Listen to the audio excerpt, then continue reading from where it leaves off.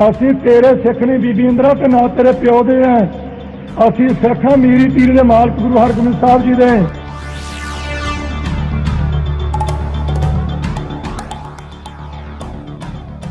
Professor Puran Singh ਲਿਖਦੇ ਨੇ ਕਿ ਸੱਚਖੰਡ ਸ੍ਰੀ ਦਰਬਾਰ ਸਾਹਿਬ ਦੀ ਪਰਿਕਰਮਾ ਕਰਨ ਦੇ ਵੇਲੇ ਸਲੈਬਾਂ ਦੇ ਉੱਤੇ ਬੋਝ-ਬੋਝ ਕੇ ਕਦਮ ਧਰਿਆ ਕਰੋ, ਹੌਲੀ-ਹੌਲੀ ਤੁਰਿਆ ਕਰੋ ਪ੍ਰੇਮ ਦੇ ਨਾਲ, ਕਿਉਂਕਿ ਹਰੇਕ ਸਲੈਬ ਦੇ ਥੱਲੇ ਪਤਾ ਨਹੀਂ ਕਿੰਨੇ ਸ਼ਹੀਦ ਸਿੰਘਾਂ ਦੇ ਸਿਰ ਨੇ।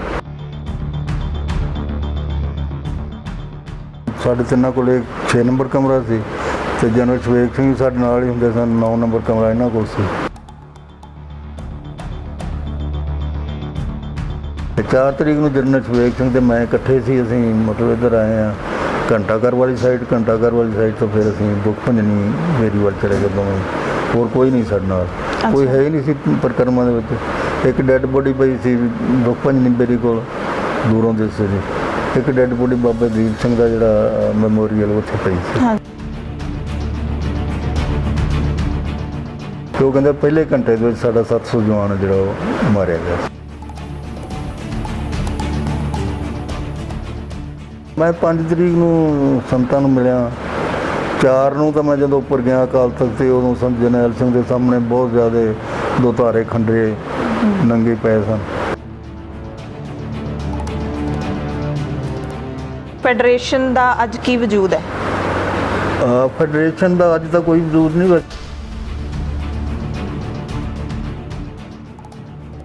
ਸੰਘਰਸ਼ ਕਿੱਥੇ ਖੜਾ ਹੈ? ਕੰਪੀਟੈਂਟ ਲੀਡਰਸ਼ਿਪ ਆ ਜਾਵੇ, ਉਹਦੇ ਹੱਥ 'ਚ ਵਾਗਡੋਰ ਹੋਵੇ ਤੇ no time we can get independence. Professor Puran Singh ਲਿਖਦੇ ਨੇ ਕਿ ਸੱਚਖੰਡ ਸ੍ਰੀ ਦਰਬਾਰ ਸਾਹਿਬ ਦੀ ਪਰਿਕਰਮਾ ਕਰਨ ਦੇ ਵੇਲੇ ਸਲੈਬਾਂ ਦੇ ਉੱਤੇ ਬੋਝ-ਬੋਝ ਕੇ ਕਦਮ ਧਰਿਆ ਕਰੋ, ਹੌਲੀ-ਹੌਲੀ ਤੁਰਿਆ ਕਰੋ ਪ੍ਰੇਮ ਦੇ ਨਾਲ, ਕਿਉਂਕਿ ਹਰੇਕ ਸਲੈਬ ਦੇ ਥੱਲੇ ਪਤਾ ਨਹੀਂ ਕਿੰਨੇ ਸ਼ਹੀਦ ਸਿੰਘਾਂ ਦੇ ਸਿਰ ਨੇ। ਜੂਨ 1984 ਦੇ ਵਿੱਚ ਭਾਰਤ ਸਰਕਾਰ ਦੇ ਹੁਕਮਾਂ ਦੇ ਉੱਤੇ ਭਾਰਤੀ ਫੌਜ ਨੇ ਹਮਲਾ ਕੀਤਾ ਸੀ ਸਿੱਖਾਂ ਦੇ ਮੁਕੱਦਸ ਅਸਥਾਨਾਂ ਦੇ ਉੱਤੇ। ਉਸ ਹਮਲੇ ਦੇ ਬਹੁਤ ਸਾਰੇ ਗਵਾਹ ਅੱਜ ਵੀ ਇਸ ਦੁਨੀਆ ਦੇ ਉੱਤੇ ਮੌਜੂਦ ਨੇ। ਅੱਜ ਅਸੀਂ ਡਾਕਟਰ ਭਗਵਾਨ ਸਿੰਘ ਕੋਲ ਪਹੁੰਚੇ ਹਾਂ, ਜਿਹੜੇ ਉਸ ਵਕਤ ਸਿੱਖ ਸਟੂਡੈਂਟ ਫੈਡਰੇਸ਼ਨ ਦੇ ਕਾਰਜਕਾਰੀ ਪ੍ਰਧਾਨ ਸੀਗੇ। ਡਾਕਟਰ ਸਾਹਿਬ ਬਹੁਤ-ਬਹੁਤ ਸਵਾਗਤ ਹੈ ਦਖਾਲਸ ਟੀਵੀ ਤੇ। ਵਾਹਿਗੁਰੂ ਜੀ ਕਾ ਖਾਲਸਾ, ਵਾਹਿਗੁਰੂ ਜੀ ਕੀ ਫਤਿਹ। ਸੋ ਡਾਕਟਰ ਸਾਹਿਬ 1984 ਦੇ ਵੇਲੇ ਉਸ ਹਮਲੇ ਦੇ ਵਕਤ ਤੁਸੀਂ ਸੱਚਖੰਡ ਸ੍ਰੀ ਹਰਿਮੰਦਰ ਸਾਹਿਬ ਦੇ ਵਿੱਚ ਸੀਗੇ। ਕਿਸ ਗੱਲ ਦੇ ਚਸ਼ਮਦੀਦ ਹੈਗੇ ਹੋ ਤੁਸੀਂ? ਕਿਹੜੇ ਵਾਕਿਆ ਦੇ ਚਸ਼ਮਦੀਦ ਹੋ ਉਸ ਵਕਤ? ਮੈਂ ਇੱਥੇ ਰਿਸਰਚ ਫੈਲੋ ਸੀ ਪੰਜਾਬ ਯੂਨੀਵਰਸਿਟੀ ਚੰਡੀਗੜ੍ਹ 'ਚ ਜੀ, ਗੁਰੂ ਨਾਨਕ ਸਿੱਖ ਸਟੱਡੀਜ਼ ਦੇ ਵਿੱਚ। ਤੇ ਉਦੋਂ ਫਿਰ ਉਹਨਾਂ ਨੇ ਭਾਈ ਅਮਰੀਕ ਸਿੰਘ ਹੋਰਾਂ ਨਾਲ ਮੇਰਾ ਬਹੁਤ ਪੁਰਾਣਾ ਮਤਲਬ ਸੀਗਾ। ਤੇ ਉਹ ਕਹਿਣ ਲੱਗੇ ਤੁਸੀਂ ਚੰਡੀਗੜ੍ਹ ਫੈਡਰੇਸ਼ਨ ਦਾ ਕੰਮ ਹੈ ਜਿਹੜਾ ਉਹ ਚਲਾਓ, ਕਿਉਂਕਿ ਫਿਰ ਚੰਡੀਗੜ੍ਹ ਇਹੋ ਜਿਹਾ ਸ਼ਹਿਰ ਹੈ ਵੀ ਇੱਥੇ ਮਤਲਬ ਜ਼ਿਆਦਾ ਕਲਚਰ ਉਹਦਾ ਜ਼ਿਆਦਾ ਹੀ ਹੋਰ ਟਾਈਪ ਦਾ ਜੈਂਕੀ ਟਾਈਪ ਦਾ ਸੀ। ਅੱਛਾ, ਸਿੱਖੀ ਵਾਲੀ ਕੋਈ ਗੱਲ ਹੈ ਨਹੀਂ ਸੀ ਕਿਸੇ ਸਟੂਡੈਂਟਸ ਦੇ ਵਿੱਚ। ਠੀਕ ਹੈ। ਤਾਂ ਫਿਰ ਮੈਨੂੰ ਉਹਨਾਂ ਨੇ ਕਿਹਾ ਤੇ ਮੈਂ ਕੰਮ ਸ਼ੁਰੂ ਕੀਤਾ ਇੱਥੇ ਸਟੂਡੈਂਟ ਫੈਡਰੇਸ਼ਨ ਦਾ ਪੰਜਾਬ ਯੂਨੀਵਰਸਿਟੀ 'ਚ। ਜੀ, ਇੱਥੋਂ ਹੀ ਫਿਰ ਐਸਾ ਯੂਨਿਟ ਬਣਾ ਕੇ, ਯੂਨਿਟ ਬਣਾਉਣ ਤੋਂ ਬਾਅਦ ਫਿਰ ਕਾਫੀ ਮੁੰਡੇ ਜਿਹੜੇ ਪਿੰਡਾਂ ਦੇ ਸੀ, ਕੁਝ ਸ਼ਹਿਰਾਂ ਦੇ ਵੀ ਮਤਲਬ ਸਿੱਖ ਮਾਈਂਡਡ ਸੀ, ਜਿਹੜੇ ਉਹ ਸਾਰੇ ਆਰਗੇਨਾਈਜ਼ ਹੋਣੇ ਸ਼ੁਰੂ ਹੋ ਗਏ। ਜੀ, ਤੇ ਜਦੋਂ ਮਤਲਬ 1984 ਦੀ ਗੱਲ ਤੁਸੀਂ ਕੀਤੀ, 1984 ਮਾਰਚ ਦੇ ਵਿੱਚ ਪਾਬੰਦੀ ਲੱਗ ਗਈ ਸੀ ਆਲ ਇੰਡੀਆ ਸਿੱਖ ਸਟੂਡੈਂਟ ਫੈਡਰੇਸ਼ਨ ਤੇ। ਹਾਂਜੀ, ਕਿਉਂ? ਸਰਕਾਰ ਨੇ ਪਾਬੰਦੀ ਲਾਤੀ ਸੈਂਟਰ ਨੇ ਜੀ, ਵੀ ਇਹ ਟੈਰਰਿਸਟ ਆਰਗੇਨਾਈਜੇਸ਼ਨ ਹੈ, ਅੱਛਾ। ਇਹ ਕਹਿ ਕੇ ਹੋਮ ਮਿਨਿਸਟਰੀ ਨੇ। ਉਸ ਤੋਂ ਬਾਅਦ ਫਿਰ ਤੁਸੀਂ ਕੰਮ ਨਹੀਂ ਸੀ ਕਰ ਪਾਉਂਦੇ ਫੈਡਰੇਸ਼ਨ ਦੇ? ਮੁਸ਼ਕਿਲ ਸੀ, ਫਿਰ ਗੁਰਦੁਆਰਿਆਂ 'ਚ ਲੁਕ ਛਿਪ ਕੇ ਰਹਿਣਾ ਪੈਂਦਾ ਸੀ, ਹੋਸਟਲ 'ਚ ਤਾਂ ਰਹਿ ਨਹੀਂ ਸਕਦੇ। ਠੀਕ ਹੈ। ਫਿਰ ਉਸ ਤੋਂ ਬਾਅਦ ਆਹਿਸਤਾ ਇਹੋ ਜਿਹੇ ਹਾਲਾਤ ਬਣੇ ਕਿ ਜਿਹੜੇ ਸਿੱਖ ਸਟੂਡੈਂਟ ਫੈਡਰੇਸ਼ਨ ਦੇ ਜਿਹੜੇ ਮਤਲਬ ਕਾਰਕੁਨ ਸੀ, ਉਹ ਕਹਿਣ ਲੱਗੇ ਵੀ ਅਸੀਂ ਇਮਤਿਹਾਨ ਨਹੀਂ ਹੋਣ ਦੇਣੇ ਇਹਦੇ। ਕਿਹੜੇ ਕੰਮਾਂ ਕਰਕੇ ਸਰਕਾਰ ਨੇ ਪਾਬੰਦੀ ਲਾਈ ਸੀ? ਕਿਹੜੇ ਕੰਮ ਉਹਨਾਂ ਨੂੰ ਟੈਰਰਿਸਟ ਵਾਲੇ ਲੱਗਦੇ ਸੀਗੇ? ਆਰਗੇਨਾਈਜ਼ ਜਿਹੜਾ ਸਿੱਖੀ ਮਤਲਬ ਸਿਧਾਂਤਾਂ ਦੇ ਉੱਤੇ ਆਰਗੇਨਾਈਜ਼ ਹੋ ਰਿਹਾ ਸੀ, ਖਾਸ ਕਰਕੇ ਜਿਹੜਾ ਦਮਦਮੀ ਟਕਸਾਲ ਦੇ ਨਾਲ ਮਤਲਬ ਇਹਨਾਂ ਦਾ ਤਾਲਮੇਲ ਸੀ। ਅੱਛਾ, ਅਸਲੀ ਤਾਂ ਦਮਦਮੀ ਟਕਸਾਲ ਕਰਕੇ ਜਿਹੜੀ ਫੈਡਰੇਸ਼ਨ ਨੇ ਰਿਵਾਈਵ ਹੋਈ ਸੀ। ਉਸ ਤੋਂ ਪਹਿਲਾਂ ਤਾਂ ਡੈੱਡ ਬੋਡੀ ਸੀ ਇਹ। ਤੇ ਸੰਤ ਜਰਨੈਲ ਸਿੰਘ ਹੋਰਾਂ ਨੇ ਇਹਨੂੰ ਰਿਵਾਈਵ ਕੀਤਾ। ਤੇ ਸਰਕਾਰ ਨੂੰ ਇਹ ਸੀ ਕਿ ਜਿਸ ਤਰ੍ਹਾਂ ਸੰਤ ਜਰਨੈਲ ਸਿੰਘ ਨੂੰ ਇਹਨਾਂ ਨੇ ਅੱਤਵਾਦੀ ਗਰਦਾਨਿਆ ਸੀ, ਉਸ ਤਰ੍ਹਾਂ ਹੀ ਆਲ ਇੰਡੀਆ ਸਿੱਖ ਸਟੂਡੈਂਟ ਫੈਡਰੇਸ਼ਨ ਨੂੰ ਵੀ ਇਹਨਾਂ ਨੇ ਮਤਲਬ ਅੱਤਵਾਦੀ ਗਰਦਾਨ ਦਿੱਤਾ ਸੀ। ਜੀ, ਤੇ ਪਾਬੰਦੀ ਤਾਂ ਲਾਈ ਸੀ ਉਹਨਾਂ ਨੇ। ਠੀਕ ਹੈ। ਤੇ ਅਨਲਾਫੁਲ ਐਕਟੀਵਿਟੀਜ਼ ਦਾ ਹੀ ਹੁੰਦਾ ਵੀ ਅਸੀਂ ਪਾਬੰਦੀ ਤਾਂ ਲਾਉਣੇ, ਅਨਲਾਫੁਲ ਐਕਟੀਵਿਟੀਜ਼ ਕਰਦੇ ਨੇ। ਉਹੀ ਕਿ ਕਿਹੜੀ ਅਨਲੌਫੁਲ ਐਕਟੀਵਿਟੀ ਕਰਦੇ ਸੀ ਤੁਸੀਂ? ਸਰਕਾਰ ਨੂੰ ਤਾਂ ਲੱਗਦੀ ਸੀ, ਪਰ ਤੁਸੀਂ ਕਰਦੇ ਸੀ ਕੁਝ ਇਹੋ ਜਿਹਾ? ਮੇਰਾ ਖਿਆਲ ਅਸੀਂ ਤਾਂ ਕੁਝ ਨਹੀਂ ਸੀ ਕਰਦੇ, ਅਸੀਂ ਤਾਂ ਸਿੱਖੀ ਦਾ ਹੀ ਪ੍ਰਚਾਰ ਇੱਕ ਕਿਸਮ ਦਾ ਕਰਦੇ ਸੀ ਵੀ ਜਿਹੜਾ ਆਪਣਾ ਸਿੱਖ ਵਿਰਸਾ ਜਿਹੜਾ ਜਾਂ ਸਿੱਖ ਇਤਿਹਾਸ ਹੈ ਉਹਦੇ ਹਿਸਾਬ ਨਾਲ ਆਪਾਂ ਨੂੰ ਅੱਗੇ ਕੰਮ ਕਰਨਾ ਚਾਹੀਦਾ। ਤੇ ਜਿਹੜੇ ਆਪਣੇ ਰਾਈਟਸ ਤੇ ਜਿਹੜੇ ਆਪਾਂ ਗਵਾ ਬੈਠੇ ਆ ਖਾਲਸਾ ਰਾਜ ਦੇ ਜਾਂ ਉਸ ਤੋਂ ਬਾਅਦ 1947 ਫਿਰ ਸਿੱਖ ਲੀਡਰਾਂ ਨੇ ਗਲਤੀਆਂ ਕੀਤੀਆਂ, ਜੀ ਤੇ ਉਹਨਾਂ ਨੂੰ ਆਪਾਂ ਸੁਧਾਰ ਕੇ ਤੇ ਕਿਸ ਤਰ੍ਹਾਂ ਮਤਲਬ ਦੁਬਾਰਾ ਆਪਦੇ ਪੈਰਾਂ ਤੇ ਖੜਾ ਹੋਣਾ ਤੇ ਕਿਸ ਤਰ੍ਹਾਂ ਸਿੱਖ ਨੇਸ਼ਨ ਨੂੰ ਮਤਲਬ ਆਪਦੇ ਰਾਜ ਵਾਲੇ ਪਾਸੇ ਲੈ ਕੇ ਜਾਣਾ, ਕਿਸ ਤਰ੍ਹਾਂ ਖਾਲਸਾ ਰਾਜ ਜਿਸ ਤਰ੍ਹਾਂ ਪਹਿਲਾਂ ਸੀ ਮਤਲਬ ਉਸ ਤਰ੍ਹਾਂ ਦਾ ਖਾਲਸਾ ਰਾਜ ਫਿਰ ਐਸਟੈਬਲਿਸ਼ ਕਰਨਾ ਜੀ, ਉਹ ਸਰਕਾਰ ਨੂੰ ਮਨਜ਼ੂਰ ਨਹੀਂ ਸੀ। ਹਾਂ, ਇਸ ਤਰ੍ਹਾਂ ਦੀ ਸੋਚ ਅਸੀਂ ਮਤਲਬ ਕਰ ਰਹੇ ਸੀ ਜੀ। ਤੇ ਉਹ ਇਸ ਤਰ੍ਹਾਂ ਪਹੁੰਚਦੇ ਗੱਲ ਫਿਰ ਚਲੀ ਗਈ 1983 ਦਸੰਬਰ 'ਚ। 1983 ਦਸੰਬਰ 'ਚ ਆਲ ਇੰਡੀਆ ਸਿੱਖ ਸਟੂਡੈਂਟ ਫੈਡਰੇਸ਼ਨ ਦਾ ਕੈਂਪ ਲੱਗਿਆ ਸੀ ਇੱਕ ਅੰਮ੍ਰਿਤਸਰ।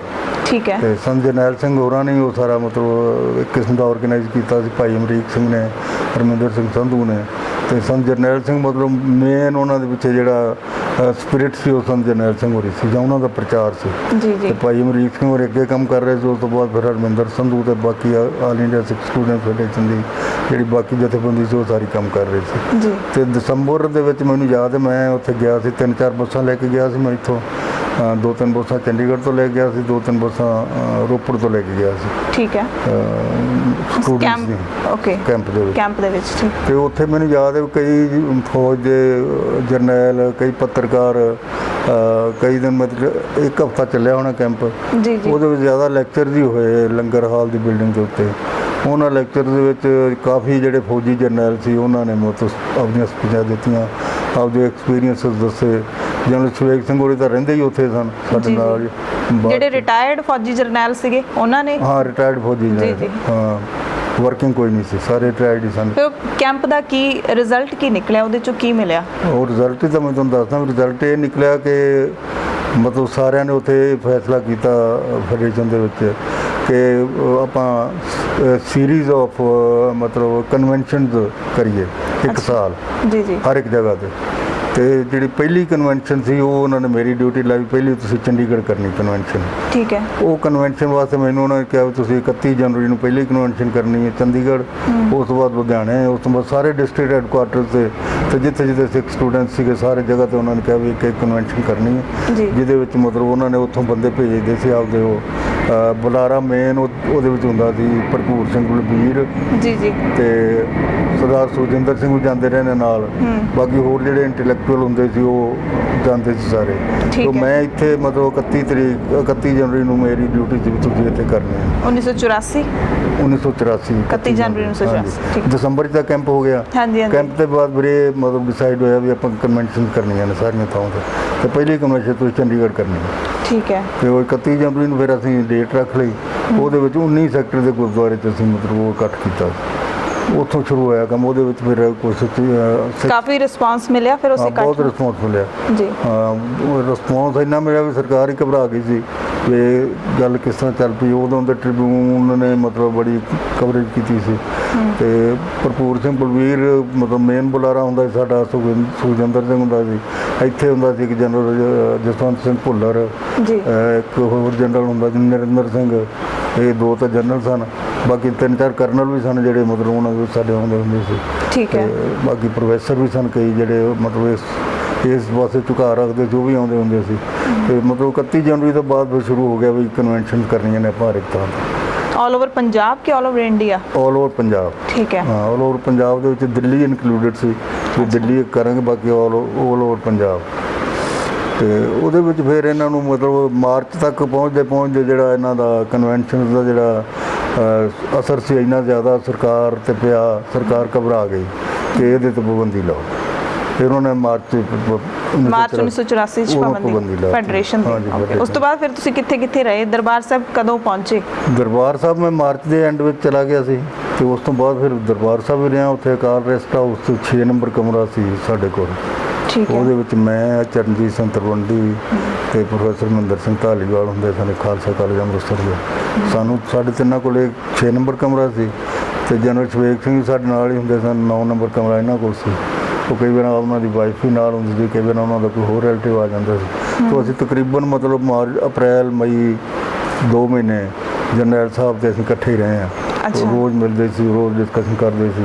ਤੇ ਉਹ ਸਾਨੂੰ ਕਾਫੀ ਗੱਲਾਂ ਦੱਸਦੇ ਹੁੰਦੇ ਸੀ ਕਿਸ ਤਰ੍ਹਾਂ ਸਿੱਖਾਂ ਦੇ ਨਾਲ ਇਨਜਸਟਿਸ ਹੋ ਰਿਹਾ, ਕਿਸ ਤਰ੍ਹਾਂ ਉਹਨਾਂ ਨੇ ਬੰਗਲਾਦੇਸ਼ ਦੀ ਵਾਰ ਦੇ ਵਿੱਚ ਮਤਲਬ ਮੇਨ ਪਾਰਟ ਪਲੇ ਕੀਤਾ, ਤੇ ਕਿਸ ਤਰ੍ਹਾਂ ਉਹਨਾਂ ਨੂੰ ਮਤਲਬ ਉਹਨਾਂ ਦੀ ਜਿਹੜੀ ਨੌਕਰੀ ਸੀ ਉਹ ਮਤਲਬ ਉਹਨਾਂ ਨੂੰ ਪ੍ਰਮੋਸ਼ਨ ਦੇਣ ਦੀ ਥਾਂ ਉਹਨਾਂ ਨੂੰ ਮਤਲਬ ਇੱਕ ਰੈਂਕ ਥੱਲੇ ਕਰਤਾ ਸੀ। ਇੱਕ ਰੈਂਕ ਥੱਲੇ ਕਰਤਾ, ਫਿਰ ਉਹਨਾਂ ਨੇ ਹਾਈ ਕੋਰਟ 'ਚ ਪਤਾ ਨਹੀਂ ਸੁਪਰੀਮ ਕੋਰਟ 'ਚ ਕੇਸ ਕੀਤਾ ਸੀ, ਕੇਸ ਉਹ ਜਿੱਤ ਗਏ ਸੀ। ਪਰ ਉਹ ਡਿਸਅਪੁਆਇੰਟਮੈਂਟ ਇੰਨੀ ਹੋ ਗਈ ਸੀ ਉਹਨਾਂ ਦੇ ਦਿਮਾਗ ਦੇ ਵਿੱਚ ਵੀ ਸਿੱਖਾਂ ਨਾਲ ਜਿਹੜਾ ਇੰਨਾ ਇਨਜਸਟਿਸ ਹੋ ਰਿਹਾ, ਇਹਨੂੰ ਕਿਸ ਤਰ੍ਹਾਂ ਮਤਲਬ ਠੀਕ ਕੀਤਾ ਜਾਏ। ਤੇ ਜੇ ਉਹਨਾਂ ਨੂੰ ਕੋਈ ਰੇ ਆਫ ਹੋਪ ਲੱਭੀ ਇਹਦੇ ਵਿੱਚੋਂ, ਉਹ ਸੰਤ ਜਰਨੈਲ ਸਿੰਘ ਦੇ ਜਦੋਂ ਉਹਨਾਂ ਨੇ ਦਰਸ਼ਨ ਕੀਤੇ ਗਏ ਤੇ ਉਹਨਾਂ ਨਾਲ ਡਿਸਕਸ਼ਨ ਕੀਤਾ ਤੇ ਉਹਨਾਂ ਨੂੰ ਉੱਥੋਂ ਰੇ ਆਫ ਹੋਪ ਸੀ ਵੀ ਇਹਨਾਂ ਦੇ ਨਾਲ ਰਲ ਕੇ ਕੰਮ ਕਰੀਏ ਤੇ ਫਿਰ ਕੋਈ ਗੱਲ ਇਸ ਤਰ੍ਹਾਂ ਦੀ ਬਣ ਸਕਦੀ ਵੀ ਸਿੱਖਾਂ ਦੀ ਜਿਹੜੀ ਉਹ ਲੋਸਟ ਜਿਹੜੀ ਜਨਰਲ ਸੁਬੇਗ ਸਿੰਘ ਜਿਹੜੀ ਫੌਜ ਦੇ ਵਿੱਚ ਇਨਜਸਟਿਸ ਹੁੰਦਾ ਸੀ ਸਿੱਖਾਂ ਦੇ ਨਾਲ, ਉਹਦੀ ਗੱਲ ਕਰਦੇ ਸੀ? ਉਹਦੀ ਗੱਲ ਵੀ ਕਰਦੇ ਸੀ, ਓਵਰਆਲ ਵੀ ਕਰਦੇ ਸੀ ਸਿੱਖਾਂ ਦੀ ਗੱਲ। ਓਕੇ ਜੀ। ਆਲ ਓਵਰ ਵੀ ਜਿਹੜੀ ਮਤਲਬ ਸਿੱਖਾਂ ਨੂੰ ਜਿਹੜੇ ਰਾਈਟਸ ਜਿਹੜੇ ਇਹਨਾਂ ਨੇ ਪ੍ਰੋਮਿਸਿਸ ਕੀਤੇ ਸੀ 1947 ਤੋਂ ਪਹਿਲਾਂ, ਜਾਂ ਜਿਹੜੀਆਂ ਸਿੱਖਾਂ ਦੀਆਂ ਮਤਲਬ ਕੁਰਬਾਨੀਆਂ ਸੀ, ਖਾਸ ਕਰ ਉਹ ਗੱਲ ਕਰਦੇ ਹੁੰਦੇ ਸੀ ਇਹਦੀ ਕਾਲੇ ਪਾਣੀ ਦੀ, ਅੰਡੇਮਾਨ ਨਿਕੋਬਾਰ ਦੀ। ਕਹਿੰਦੇ ਨੇ ਵੀ ਮੈਂ ਉੱਥੇ ਵੀ ਮੇਰੀ ਡਿਊਟੀ ਸੀ ਐਜ਼ ਕਮਾਂਡਿੰਗ ਅਫਸਰ, ਤੇ ਉੱਥੇ ਮੈਂ ਜਾ ਕੇ ਦੇਖਿਆ ਵੀ ਜਿੰਨੇ ਮਤਲਬ ਉੱਥੇ ਸਲੈਬ ਲੱਗੇ ਹੋਏ ਸੀ ਜਿਹੜੇ ਉੱਥੇ ਅੰਡੇਮਾਨ ਨਿਕੋਬਾਰ ਜੇਲ੍ਹ 'ਚ ਰਹੇ ਨੇ, ਉਹਨਾਂ 'ਚੋਂ 90% ਜਿਹੜੇ ਉਹ ਸਿੱਖਾਂ ਦੇ ਨਾਂ ਨੇ। 90% ਸਿੱਖਾਂ ਨੇ ਉੱਥੇ ਕੈਦਾਂ ਕੱਟੀਆਂ ਨੇ। ਤੇ ਸਾਡਾ ਹਸ਼ਰ ਕੀ ਹੋ ਰਿਹਾ ਵੀ ਸਾਡਾ ਧਰਮ ਹੀ ਖਤਮ ਕੀਤਾ ਜਾ ਰਿਹਾ, ਕਿਸਾਨਾਂ ਨੂੰ ਖਤਮ ਕੀਤਾ ਜਾ ਰਿਹਾ, ਪੰਜਾਬ ਨੂੰ ਖਤਮ ਕੀਤਾ ਜਾ ਰਿਹਾ, ਰਿਵਰ ਵਾਟਰਸ ਨੂੰ ਖਤਮ ਕੀਤਾ ਜਾ ਰਿਹਾ। ਤੋ ਇਸ ਤਰ੍ਹਾਂ ਦੀਆਂ ਗੱਲਾਂ ਨੇ ਜਿਹੜੀਆਂ ਉਹ ਮਤਲਬ ਉਹਨਾਂ ਦੇ ਦਿਮਾਗ 'ਚ ਉਕਰੀਆਂ ਹੋਈਆਂ ਸੀ। ਫਿਰ ਉਹਨਾਂ ਨੇ ਆਪ ਲੜਾਈ ਲੜੀ, ਮੁਕਤੀ ਬਾਹਿਨੀ ਦਾ ਉਹਨਾਂ ਨੇ ਸਾਰਾ ਕੰਮ ਕੀਤਾ ਬੰਗਲਾਦੇਸ਼ ਦੀ ਵਾਰ ਵੇਲੇ। ਲੇਕਿਨ ਉਹਨਾਂ ਨੇ ਫਿਰ ਮੇਰੇ ਖਿਆਲ ਇਹਨਾਂ ਦੀ ਇੰਦਰਾ ਗਾਂਧੀ ਨਾਲ ਡਿਫਰੈਂਸਿਸ ਉਦੋਂ ਹੋਏ ਸੀ ਜਦੋਂ 75 'ਚ ਇਹਨੇ ਐਮਰਜੈਂਸੀ ਲਾਈ ਇੰਦਰਾ ਗਾਂਧੀ ਨੇ, ਤੇ ਇੰਦਰਾ ਗਾਂਧੀ ਉਦੋਂ ਇਹ ਬਿਹਾਰ 'ਚ ਸਨ, ਮਤਲਬ ਜਨਰਲ ਸੁਬੇਗ ਸਿੰਘ ਉੱਥੇ ਪੋਸਟਡ ਸਨ। ਤੇ ਉਹ ਦੱਸਦੇ ਹੁੰਦੇ ਸੀ ਮੈਨੂੰ, ਉਹਨਾਂ ਕਿਹਾ ਵੀ ਜੈ ਪ੍ਰਕਾਸ਼ ਨਰਾਇਣ ਨੂੰ ਤੁਸੀਂ ਅਰੈਸਟ ਕਰ ਲਓ। ਅੱਛਾ। ਤੇ ਮੈਂ ਜਨਰਲ ਸੁਬੇਗ ਸਿੰਘ ਨੂੰ ਕਿਹਾ? ਜਨਰਲ ਸੁਬੇਗ ਸਿੰਘ ਨੂੰ, ਫੌਜ ਨੂੰ ਕਿਹਾ ਵੀ ਤੁਸੀਂ ਅਰੈਸਟ ਕਰੋ। ਇਹਨਾਂ ਨੇ ਰਿਫਿਊਜ਼ ਕਰਤਾ ਕਿ ਇਹ ਕੰਮ ਮੈਂ ਨਹੀਂ ਕਰਨਾ, ਫੌਜ ਦਾ ਕੰਮ ਨਹੀਂ ਹੈ, ਤੁਸੀਂ ਪੁਲਿਸ ਤੋਂ ਕੰਮ ਲਓ। ਉਸ ਤੋਂ ਬਾਅਦ ਫਿਰ ਉਹਨਾਂ ਨੇ ਅਨਾਇਡ ਹੋ ਗਈ ਉਹ ਬਹੁਤ ਜ਼ਿਆਦਾ। ਉਹ ਇੰਨੀ ਅਨਾਇਡ ਹੋਈ ਵੀ ਉਹਨਾਂ ਨੇ ਉਹਦਾ ਇਸ ਤਰ੍ਹਾਂ ਦੀ ਲੇਡੀ ਸੀ ਉਹ ਜਿਹਦੇ ਨਾਲ ਅਨਾਇਡ ਹੋ ਜਾਏ ਜਾਂ ਜਿਹਦੇ ਨਾਲ ਉਹ ਗੁੱਸੇ ਹੋ ਜਾਏ ਫਿਰ ਉਹ ਤੋਂ ਬਦਲਾ ਲੈਂਦੀ ਸੀ। ਤੇ ਉਹਨੇ ਫਿਰ ਬਦਲਾ ਲੈਣ ਵਾਸਤੇ ਇਹਨਾਂ ਦੇ ਉੱਤੇ ਇਹਨਾਂ ਦਾ ਰੈਂਕ ਵੀ ਘੱਟ ਕੀਤਾ ਤੇ ਇਹਨਾਂ ਨੂੰ ਬਹੁਤ ਫਿੱਟ ਕੀਤਾ। ਜਿਸ ਤਰ੍ਹਾਂ ਸਰਦਾਰ ਕਪੂਰ ਸਿੰਘ ICS ਨਾਲ ਹੋਈ ਹੈ, ਉਹਨਾਂ ਨੂੰ ICS ਦੀ ਪੋਸਟ ਤੋਂ ਕੱਢਿਆ ਉਹਨੇ ਜਵਾਹਰ ਲਾਲ ਨਹਿਰੂ ਨੇ। ਉਸ ਤੋਂ ਬਾਅਦ ਫਿਰ ਉਹਨਾਂ ਨੇ ਸਾਰੀ ਜ਼ਿੰਦਗੀ ਲੜਾਈ ਲੜੀ। ਹਾਂ, ਇਸ ਤਰ੍ਹਾਂ ਜਨਰਲ ਸੁਬੇਗ ਸਿੰਘ ਨੇ ਉਸ ਤੋਂ ਬਾਅਦ ਸਾਰੀ ਜ਼ਿੰਦਗੀ ਉਹਨਾਂ ਨੇ ਕਿਹਾ ਲੜਾਈ ਲੜਨੀ ਜੀ। ਤਾਂ ਜਨਰਲ ਸੁਬੇਗ ਸਿੰਘ ਜੋ ਸੰਤ ਜਰਨੈਲ ਸਿੰਘ ਭਿੰਡਰਾਂਵਾਲਾ ਦਾ ਮਿਸ਼ਨ ਸੀ ਉਹਦੇ ਨਾਲ ਸਹਿਮਤ ਸੀਗੇ ਜਾਂ ਫਿਰ ਉਹ ਪੰਜਾਬ ਦੇ ਵਾਸਤੇ ਕੁਝ ਹੋਰ ਚਾਹੁੰਦੇ ਸੀਗੇ ਜਾਂ ਪੂਰੀ ਉਹਨਾਂ ਦੀ ਸਹਿਮਤੀ ਸੀਗੀ? ਹਾਂ, ਨਹੀਂ, ਉਹ ਸੰਤ ਜਰਨੈਲ ਸਿੰਘ ਦਾ ਜਿਹੜਾ ਵੀ ਕੋਈ ਵਿਜ਼ਨ ਸੀ, ਧਾਰਮਿਕ ਵਿਜ਼ਨ ਸੀ ਜਿਹੜਾ, ਉਹਦੇ ਨਾਲ ਉਹ ਬਿਲਕੁਲ ਸਹਿਮਤ ਸੀ ਵੀ ਇਹ ਜਿਹੜੇ ਕੰਮ ਨੇ ਠੀਕ ਕਰ ਰਹੇ ਨੇ ਤੇ ਇਸੇ ਲਾਈਨ 'ਤੇ ਸਿੱਖਾਂ ਨੂੰ ਕੰਮ ਕਰਨਾ ਚਾਹੀਦਾ। ਉਹਨਾਂ ਨਾਲ ਬਿਲਕੁਲ ਸਹਿਮਤ ਹੋ ਕੇ ਚੱਲ ਰਹੇ ਸੀ ਉਹ। ਤੇ ਇੱਥੋਂ ਤੱਕ ਕਿ ਉਹਨਾਂ ਦੀ ਜਿਹੜੀਆਂ 2-3 ਬੰਦੇ ਜਿਹੜੇ ਮੇਨ ਸੀ ਸੀਕ੍ਰੇਟ ਜਿਹੜੇ ਗੱਲਾਂ ਨੂੰ ਜਾਣਦੇ ਸੀ, ਉਹਨਾਂ ਦੇ ਭਾਈ ਅਮਰੀਕ ਸਿੰਘ ਸੀ, ਇੱਕ ਜਨਰਲ ਸੁਬੇਗ ਸਿੰਘ ਸੀ, ਇੱਕ ਹਰਮਿੰਦਰ ਸੰਧੂ ਸੀ, 1-2 ਟਕਸਾਲ ਦੇ ਹੋਰ ਸਿੰਘ ਸੀ ਨਾਲ ਇਹਨਾਂ ਦੇ, ਤੇ ਜਾਂ ਸੰਤ ਜਰਨੈਲ ਸਿੰਘ, ਮਤਲਬ 6-7 ਬੰਦੇ ਹੁੰਦੇ ਸੀ। ਸੋ ਜਦੋਂ ਹਮਲਾ ਹੋਇਆ ਸੀ, ਸਰਕਾਰ ਨੇ, ਫੌਜ ਨੇ ਅਟੈਕ ਕੀਤਾ ਸੀਗਾ, ਤੁਸੀਂ 1 ਜੂਨ ਤੋਂ ਲੈ ਕੇ ਲਗਾਤਾਰ 6 ਜੂਨ ਤੱਕ ਉੱਥੇ ਸੀਗੇ। ਸਾਰਾ ਕੁਝ ਤੁਸੀਂ ਦੇਖਿਆ? ਕੀ ਕੁਝ ਤੁਸੀਂ ਦੇਖਿਆ ਹੈਗਾ? 1 ਜੂਨ ਨੂੰ ਤਾਂ ਸ਼ੁਰੂ ਹੋ ਗਈ ਜੀ, ਵੈਸੇ ਤਾਂ ਮਈ ਸਾਰਾ CRP ਫਾਇਰਿੰਗ ਕਰਦੀ ਰਹੀ ਹੈ ਦਰਬਾਰ ਸਾਹਿਬ 'ਤੇ। 1 ਜੂਨ ਨੂੰ? 1 ਜੂਨ ਨੂੰ ਤਾਂ ਖਾਸ ਕਰ ਫਿਰ ਇੰਟੈਂਸੀਫਾਈ ਕਰਤੀ ਨਾ ਉਹਨਾਂ ਨੇ ਫਾਇਰਿੰਗ। ਇੰਨੀ ਇੰਟੈਂਸੀਫਾਈ ਕੀਤੀ ਵੀ ਦਰਬਾਰ ਸਾਹਿਬ ਦੇ ਵਿੱਚ ਵੀ ਮੇਰਾ ਖਿਆਲ ਉਦੋਂ 100 ਗੋਲੀਆਂ ਘੱਟ ਤੋਂ ਘੱਟ ਲੱਗੀਆਂ ਹੋਣਗੀਆਂ CRP ਨੇ 1 ਜੂਨ ਨੂੰ। ਜੀ। ਤੇ ਮਤਲਬ ਜਿੱਥੇ ਅਸੀਂ ਰਹਿੰਦੇ ਸੀ 6 ਨੰਬਰ ਕਮਰੇ 'ਚ, ਉੱਥੇ ਨਾ ਇੱਕ ਵਿੰਡੋ ਸੀ, ਵਿੰਡੋ ਤੋਂ ਥੱਲੇ ਅਸੀਂ ਮਤਲਬ ਚਾਹ ਚੂ ਵਾਸਤੇ ਆਰਡਰ ਦੇ ਦਿੰਦੇ ਸੀ ਤੇ ਆਪਦੇ ਉਹ ਬੰਨ੍ਹ ਕੇ ਕੋਈ ਚੀਜ਼ ਭੇਜ ਦਿੰਦੇ ਸੀ, ਉਹ ਫਿਰ ਚਾਹ ਥੱਲੇ ਬਣਾ ਕੇ ਸਾਨੂੰ ਭੇਜ ਦਿੰਦੇ ਸੀ। ਤੇ ਚਰਨਜੀਤ ਮੇਰੇ ਨਾਲ ਸੀ, ਉਹ ਕੋਈ ਚੀਜ਼ ਕੌਣ ਸੇਵਾਦਾਰ ਭੇਜਦੇ ਸੀ? ਕੌਣ? ਨਹੀਂ, ਦੁਕਾਨਾਂ ਸੀ ਥੱਲੇ। ਅੱਛਾ, ਦੁਕਾਨਾਂ ਵਾਲੇ? ਹਾਂਜੀ, ਦੁਕਾਨ ਵਾਲੇ ਭੇਜ ਦਿੰਦੇ। ਓਕੇ। ਤੇ ਚਰਨਜੀਤ ਜਦੋਂ ਕੋਈ ਚੀਜ਼ ਥੱਲੇ ਮੰਗਾਉਣ ਲੱਗਾ ਤੇ ਉਹ CRP ਨੇ ਸਿੱਧੀ ਗੋਲੀ ਮਾਰੀ ਚਰਨਜੀਤ ਨੂੰ ਦੇਖ ਕੇ। ਮੈਂ ਪਿਆ ਸੀ ਮੰਜੇ ਤੇ ਚਰਨਜੀਤ ਤੋਂ 2 ਇੰਚ ਥੱਲੇ ਗੋਲੀ ਲੱਗੀ ਆ। ਅੱਛਾ। ਤੇ ਉਹ ਘਬਰਾ ਗਿਆ, ਮੈਨੂੰ ਕਹਿਣ ਲੱਗਾ ਡਾਕਟਰ ਸਾਹਿਬ ਇੱਧਰ ਨਾ ਆਇਓ, ਆ ਦੇਖੋ 2 ਇੰਚ ਥੱਲੇ ਰਹਿ ਗਈ ਗੋਲੀ, ਨਹੀਂ ਤਾਂ ਮੈਨੂੰ ਵੱਜ ਜਾਣੀ। ਮਤਲਬ ਇਸ ਤਰ੍ਹਾਂ 1 ਜੂਨ ਨੂੰ ਉਹਨਾਂ ਨੇ ਗੋਲੀਆਂ ਮਾਰਨੀਆਂ ਸ਼ੁਰੂ ਕੀਤੀਆਂ। ਲਗਾਤਾਰ ਤੁਸੀਂ ਉਸੇ ਕਮਰੇ 'ਚ ਰਹੇ 6 ਨੰਬਰ 'ਚ? ਨਹੀਂ, 6 ਨੰਬਰ 'ਚ ਤਾਂ ਫਿਰ ਉਹ ਜਨਰਲ ਸੁਬੇਗ ਸਿੰਘ 1 ਤਰੀਕ ਨੂੰ ਹੀ ਅਸੀਂ ਦੋਵੇਂ ਜਣੇ, ਮੈਂ ਤੇ ਜਨਰਲ ਸੁਬੇਗ ਸਿੰਘ ਥੱਲੇ ਆ ਗਏ। ਤੇ 1 ਤਰੀਕ ਨੂੰ ਜਿਹੜੀ ਫਾਇਰਿੰਗ ਹੋਈ ਸੀ ਉਹਦੇ 'ਚ ਬੱਬਰ ਖਾਲਸੇ ਦਾ ਇੱਕ ਸਿੰਘ ਮਹਿੰਗਾ ਸਿੰਘ ਉਹ ਸ਼ਹੀਦ ਹੋ ਗਿਆ ਸੀ ਉੱਥੇ। ਤੇ ਬਾਕੀ ਵੁੰਡਡ ਸਨ ਮੇਰੇ ਖਿਆਲ 10 ਕੁ ਸਿੰਘ ਵੁੰਡਡ ਹੋਣਗੇ ਜਿਹੜੇ ਡਿਸਪੈਂਸਰੀ ਦੇ ਕਮਰੇ 'ਚ ਪਏ ਸੀ ਜਦੋਂ ਮੈਂ ਤੇ ਜਨਰਲ ਸੁਰੇਸ਼ ਨੂੰ ਥੱਲੇ ਆਏ ਜੀ। ਪਹਿਲੀ ਤਰੀਕ ਨੂੰ। ਜੀ। ਤੇ ਉਹ ਮਤਲਬ ਇੰਨੀ ਗਰਮੀ ਸੀ ਤੇ ਉਹ ਬੋਡੀਜ਼ ਜਿਹੜੀਆਂ ਉਹਨਾਂ ਦੀਆਂ ਉਹ ਮਤਲਬ ਡੀਕੰਪੋਜ਼ ਜੀਆਂ ਹੋ ਗਈਆਂ, ਉਹ ਸਮੈਲ ਆ ਰਹੀ ਸੀ। ਤੇ ਅਸੀਂ ਉੱਥੋਂ ਕੋਲ ਦੀ ਲੰਘ ਕੇ ਲੰਗਰ ਹਾਲ ਵੱਲ ਚਲੇ ਗਏ। ਲੰਗਰ ਹਾਲ ਤੋਂ ਬਾਅਦ ਉੱਥੇ ਨਾਲ ਹੀ ਭਾਈ ਅਮਰੀਕ ਸਿੰਘ ਦਾ ਕਮਰਾ ਹੁੰਦਾ ਸੀ, ਉੱਥੇ ਚਲੇ ਗਏ। ਤੇ ਜਨਰਲ ਸਾਹਿਬ ਕਾਫੀ ਮਤਲਬ ਉਹਨਾਂ ਦੇ ਕੋਲ ਇੱਕ ਸਟੈਂਡ ਗਨ ਹੁੰਦੀ ਸੀ ਤੇ ਇੱਕ 36 ਉਹਨਾਂ ਦੇ ਕੋਲ ਹੁੰਦਾ ਸੀ ਗ੍ਰੇਨੇਡ। ਤੇ ਮੈਂ ਤਾਂ ਅਜੇ ਅਸੀਂ ਹਥਿਆਰ ਨਹੀਂ ਸੀ ਲਿਆ ਸੀ, 3 ਤਰੀਕ ਨੂੰ ਹਥਿਆਰ ਲੈਣੇ। ਪਹਿਲੀ ਤੱਕ ਸਾਡੇ ਕੋਲ ਕੋਈ ਲੜਨ ਵਾਸਤੇ ਨਹੀਂ। ਅੱਛਾ। ਹਾਂ, ਲੜਨ ਵਾਸਤੇ ਨਹੀਂ ਸੀ। ਬਾਕੀ ਕੁਛ ਮੁੰਡੇ ਜਿਹੜੇ ਫੈਡਰੇਸ਼ਨ ਦੇ ਸੀ ਉਹਨਾਂ ਦੇ ਕੋਲ ਆਪਦੇ ਪਰਸਨਲ ਇੱਕ ਮਤਲਬ ਦਿੱਤਾ ਹੋਇਆ ਸੀ ਉਹਨਾਂ ਹਥਿਆਰ, ਜੇ ਤੁਸੀਂ ਕੋਈ ਐਕਸ਼ਨ ਕਰਨਾ ਤੁਸੀਂ ਕਰ ਸਕਦੇ ਹੋ। ਤੇ ਅਸੀਂ ਕਿਉਂਕਿ ਮੈਂ ਉਦੋਂ ਵੀ ਮੇਰੇ ਕੋਲ ਅਜੇ ਬਾਅਦ 40 ਤੇ ਉਦੋਂ ਮੇਰੀ ਉਮਰ ਇੰਨੀ ਸੀ। ਤੇ ਆਪਣੇ ਹਰਮਿੰਦਰ ਜਿਹੜੇ ਧਾਲੀਵਾਲ ਸਨ ਪ੍ਰੋਫੈਸਰ ਮਹਿੰਦਰ ਸਿੰਘ, ਉਹਨਾਂ ਦੀ ਉਮਰ ਵੀ ਕਾਫੀ ਸੀ। ਚਰਨਜੀਤ ਜਿਹੜਾ ਉਹ ਯੰਗ ਸੀ, ਉਹ ਹਥਿਆਰ ਲੈ ਕੇ ਤੇ ਮੋਰਚਿਆਂ ਮਾਰਚਿਆਂ 'ਤੇ ਮਤਲਬ ਜਾਂਦਾ ਸੀ। ਤੇ ਅਸੀਂ ਮੈਂ ਤਾਂ ਜਰਨੈਲ ਸਾਹਿਬ ਦੇ ਨਾਲ ਜਦੋਂ ਗਏ ਹਾਂ ਤਾਂ ਥੋੜ੍ਹਾ ਜਿਹਾ ਸਕੇਡ ਜਿਹਾ ਹੋ ਕੇ, ਜਿਸ ਤਰ੍ਹਾਂ ਬੰਦਾ ਤੇਜ਼ ਨਹੀਂ ਚੱਲਣ ਲੱਗਦਾ ਗੋਲੀ ਚੱਲਦੀ ਜੇ, ਤਾਂ ਉਹਨਾਂ ਨੇ ਮੈਨੂੰ ਰੋਕਿਆ ਵੀ ਜਦੋਂ ਲੜਾਈ ਗੋਲੀ ਚੱਲਦੀ ਹੋਵੇ ਤੇਜ਼ ਨਹੀਂ ਚੱਲੀਦਾ, ਹੌਲੀ ਚੱਲੀਏ ਸਗੋਂ ਉਹ ਠੀਕ ਰਹਿੰਦਾ। ਤੇਜ਼ ਚੱਲਣ ਦੇ ਵਿੱਚ ਗੋਲੀ ਲੱਗਣ ਦਾ ਜ਼ਿਆਦਾ ਚਾਂਸਸ ਹੁੰਦੇ ਨੇ। ਜੀ ਜੀ। ਤੇ ਤੁਸੀਂ ਮੇਰੇ ਨਾਲ ਹੌਲੀ ਹੌਲੀ ਚੱਲੋ। ਫਿਰ ਕਾਫੀ ਗੱਲਾਂ ਬਾਤਾਂ ਕਰਦੇ ਰਹੇ ਮੇਰੇ ਨਾਲ। ਭਾਈ ਅਮਰੀਕ ਸਿੰਘ ਦੇ ਕੋਲ ਬੈਠ ਕੇ ਫਿਰ ਵਾਪਸ ਆ ਗਏ ਇੱਧਰ। ਤੇ ਮਹਿੰਦਰ ਸਿੰਘ ਧਾਲੀਵਾਲ ਸ਼ਾਮ ਨੂੰ ਆ ਜਾਂਦੇ ਹੁੰਦੇ ਸੀ, ਸਵੇਰੇ ਤੱਕ ਚਲੇ ਜਾਂਦੇ ਸੀ। ਤੇ ਇਸ ਤਰ੍ਹਾਂ ਮਤਲਬ ਟਾਈਮ ਇਸ ਤਰ੍ਹਾਂ ਪਾਸ ਹੁੰਦਾ ਹੈ। ਤੁਸੀਂ ਪੁੱਛਿਆ ਨਾ ਫਾਇਰਿੰਗ ਦਾ, ਮਤਲਬ ਪਹਿਲੀ ਤਰੀਕ ਨੂੰ ਫਾਇਰਿੰਗ ਉਹਨਾਂ ਨੇ ਸ਼ੁਰੂ ਕੀਤੀ। ਇੱਧਰੋਂ ਰਿਟੈਲੀਏਸ਼ਨ ਦੇ ਵਿੱਚ ਕੋਈ ਫਾਇਰਿੰਗ ਨਹੀਂ ਹੋਈ ਦਰਬਾਰ ਸਾਹਿਬ ਤੋਂ। ਇੱਧਰੋਂ ਕਦੋਂ ਹੋਈ ਹੈ ਫਿਰ? ਇੱਧਰੋਂ ਮਤਲਬ ਇਹਨਾਂ ਨੇ ਜਨਰਲ ਸਾਹਿਬ ਨੇ ਕਿਹਾ ਸੀ ਵੀ ਉਹਨਾਂ ਨੇ ਜੇ ਫਾਇਰਿੰਗ ਕਰ ਰਹੀ ਹੈ ਨਾ CRP, ਤਾਂ ਇਸ ਕਰਕੇ ਕਰ ਰਹੀ ਵੀ ਇੱਧਰੋਂ ਜੇ ਆਪਾਂ ਉਹ ਰਿਟੈਲੀਏਟ ਕਰਾਂਗੇ ਤਾਂ ਉਹਨਾਂ ਨੂੰ ਪਤਾ ਲੱਗ ਜੂ ਵੀ ਆਪਣੇ ਕੋਲ ਕਿਹੜੇ ਹਥਿਆਰ ਨੇ। ਇਸ ਵਾਸਤੇ ਆਪਾਂ ਰਿਟੈਲੀਏਟ ਨਹੀਂ ਕਰਨਾ। ਕਿੰਨੇ ਕੁ ਸੀ ਵੈਸੇ ਹਥਿਆਰ, ਕਿੰਨੇ ਕੁ ਸੀਗੇ, ਕਿਹੜੇ ਸੀਗੇ, ਤੁਹਾਨੂੰ ਜਾਣਕਾਰੀ ਹੈ ਇਸ ਬਾਰੇ? ਹਾਂ, ਮਤਲਬ ਉਦੋਂ ਜਿਹੜੀਆਂ ਗਨਸ ਨੇ ਵੱਡੀਆਂ ਗੰਨਾਂ ਆ ਗਈਆਂ ਸੀ, AK-47 ਉਹ ਸੀ ਮੇਨ ਗਨ। ਉਦੋਂ AK-47 ਸੀ, ਰਿਵਾਲਵਰ ਸਨ ਤੇ ਕੁਛ ਮਤਲਬ ਐਂਟੀ ਟੈਂਕ ਵੀ ਮਤਲਬ ਉਹਨਾਂ ਦੇ ਕੋਲ ਹੈਗੇ ਸੀ, ਲਾਂਚਰ ਜਿਹੜੇ ਟੈਂਕ 'ਤੇ ਮਾਰਨ ਵਾਲੇ ਹੁੰਦੇ ਨੇ। ਤੇ ਇਸ ਤਰ੍ਹਾਂ ਦੇ ਹਥਿਆਰ ਮਤਲਬ ਸਾਰੇ ਤਕਰੀਬਨ ਜਿਹੜੇ ਹਥਿਆਰ ਮਿਲਟਰੀ ਯੂਜ਼ ਕਰਦੀ ਹੈ ਤੇ ਉਹਨਾਂ ਨੂੰ ਮਤਲਬ ਉਹਨਾਂ ਦੇ ਨਾਲ ਲੋਹਾ ਲੈਣ ਵਾਸਤੇ ਜਿਹੜੇ ਹਥਿਆਰਾਂ ਦੀ ਜ਼ਰੂਰਤ ਹੁੰਦੀ ਹੈ ਉਹ ਸਾਰੇ ਤਕਰੀਬਨ ਜੂਨ ਦੇ ਪਹਿਲੇ ਹਫ਼ਤੇ 'ਚ ਆ ਗਏ ਸੀ। ਪਹਿਲਾਂ ਘੱਟ ਸੀ। ਜੂਨ ਦੇ ਪਹਿਲੇ ਹਫ਼ਤੇ 'ਚ ਸਾਰੇ ਹਥਿਆਰ ਆ ਗਏ ਸੀ। ਜੂਨ ਦੇ ਪਹਿਲੇ ਹਫ਼ਤੇ ਇਹ ਸਾਰਾ ਵਾਪਰਿਆ, ਉਦੋਂ ਹੀ ਆਏ ਮਤਲਬ ਉਸ ਦੌਰਾਨ ਹਥਿਆਰ ਮੇਨ ਉਦੋਂ ਆਏ ਨੇ। ਪਹਿਲਾਂ ਹਥਿਆਰ ਘੱਟ ਸਨ, ਫਿਰ ਇੱਕਦਮ ਜਦੋਂ ਮਤਲਬ ਇਹ ਹੋ ਗਿਆ ਨਾ ਵੀ ਹੁਣ ਆਰਮੀ ਨੇ ਅਟੈਕ ਕਰਨਾ ਹੀ ਕਰਨਾ, ਇਹਨਾਂ ਦੀਆਂ ਇੰਟੈਲੀਜੈਂਸ ਆਪਣੀ ਸੀ ਜਿਹੜੀ ਸੰਤ ਜੀ ਦੀ ਜਾਂ ਜਨਰਲ ਸੁਰੇਸ਼ ਸਿੰਘ ਹੋਰਾਂ ਦੀ, ਇਹਨਾਂ ਨੂੰ ਪਤਾ ਲੱਗ ਗਿਆ ਸੀ ਵੀ ਹੁਣ। ਉਸ ਤੋਂ ਬਾਅਦ ਫਿਰ ਜਿਹੜੇ ਇਹ ਮਾਡਰਨ AK-47 ਵਗੈਰਾ ਜਾਂ ਐਂਟੀ ਟੈਂਕ ਜਿਹੜੇ ਲਾਂਚਰ ਸੀ ਉਹ ਤੇ ਹੋਰ ਕਈ ਹਥਿਆਰ ਉਹਨਾਂ ਦੇ ਕੋਲ। ਇਹ ਸਾਰੇ ਅਰੇਂਜ ਕਿੱਥੋਂ ਕੀਤੇ ਸੀਗੇ? This is mystery. ਇਹਦੇ 'ਚ ਅਸੀਂ ਕੁਝ ਨਹੀਂ ਕਹਿ ਸਕਦੇ ਵੀ ਅਰੇਂਜ ਕਿੱਥੋਂ ਕੀਤੇ ਸੀ। ਅਸੀਂ ਤਾਂ ਕਦੇ ਪੁੱਛਿਆ ਨਹੀਂ ਸੀ ਹਥਿਆਰ ਕਿੱਥੋਂ ਆਉਂਦੇ ਨੇ। ਤੇ ਇਸ ਗੱਲ ਦਾ ਕਦੋਂ ਪਤਾ ਲੱਗ ਗਿਆ ਸੀ ਕਿ ਹਮਲਾ ਹੋਣਾ ਹੀ ਹੋਣਾ ਹੈਗਾ? ਇਸ ਗੱਲ ਦਾ ਤਾਂ ਮਈ 'ਚ ਪਤਾ ਲੱਗ ਗਿਆ ਸੀ ਹਮਲਾ ਹੋਣਾ ਹੀ ਹੋਣਾ। ਜਿਹੜਾ ਸਾਡਾ ਕੈਂਪ ਲੱਗਿਆ ਸੀ ਨਾ, ਉਹਦੇ ਵਿੱਚ ਭਰਪੂਰ ਸਿੰਘ ਬਲਬੀਰ ਦੀ ਜਿਹੜੀ ਸਪੀਚ ਸੀ ਉਹ ਇਹੀ ਇੰਡੀਕੇਟ ਕਰਦੇ ਸੀ ਵੀ ਫੌਜ ਦਾ ਹਮਲਾ ਹੋਣਾ ਤੇ ਤੁਸੀਂ ਜਿੰਨੇ ਇੱਥੇ ਕੈਂਪਰ ਜੇ ਸਾਰਿਆਂ ਦੀਆਂ ਤੁਹਾਡੀਆਂ ਫਾਈਲਾਂ ਨੇ ਜਿਹੜੀਆਂ ਉਹ ਸਰਕਾਰ ਨੇ ਤਿਆਰ ਕਰ ਲਈਆਂ।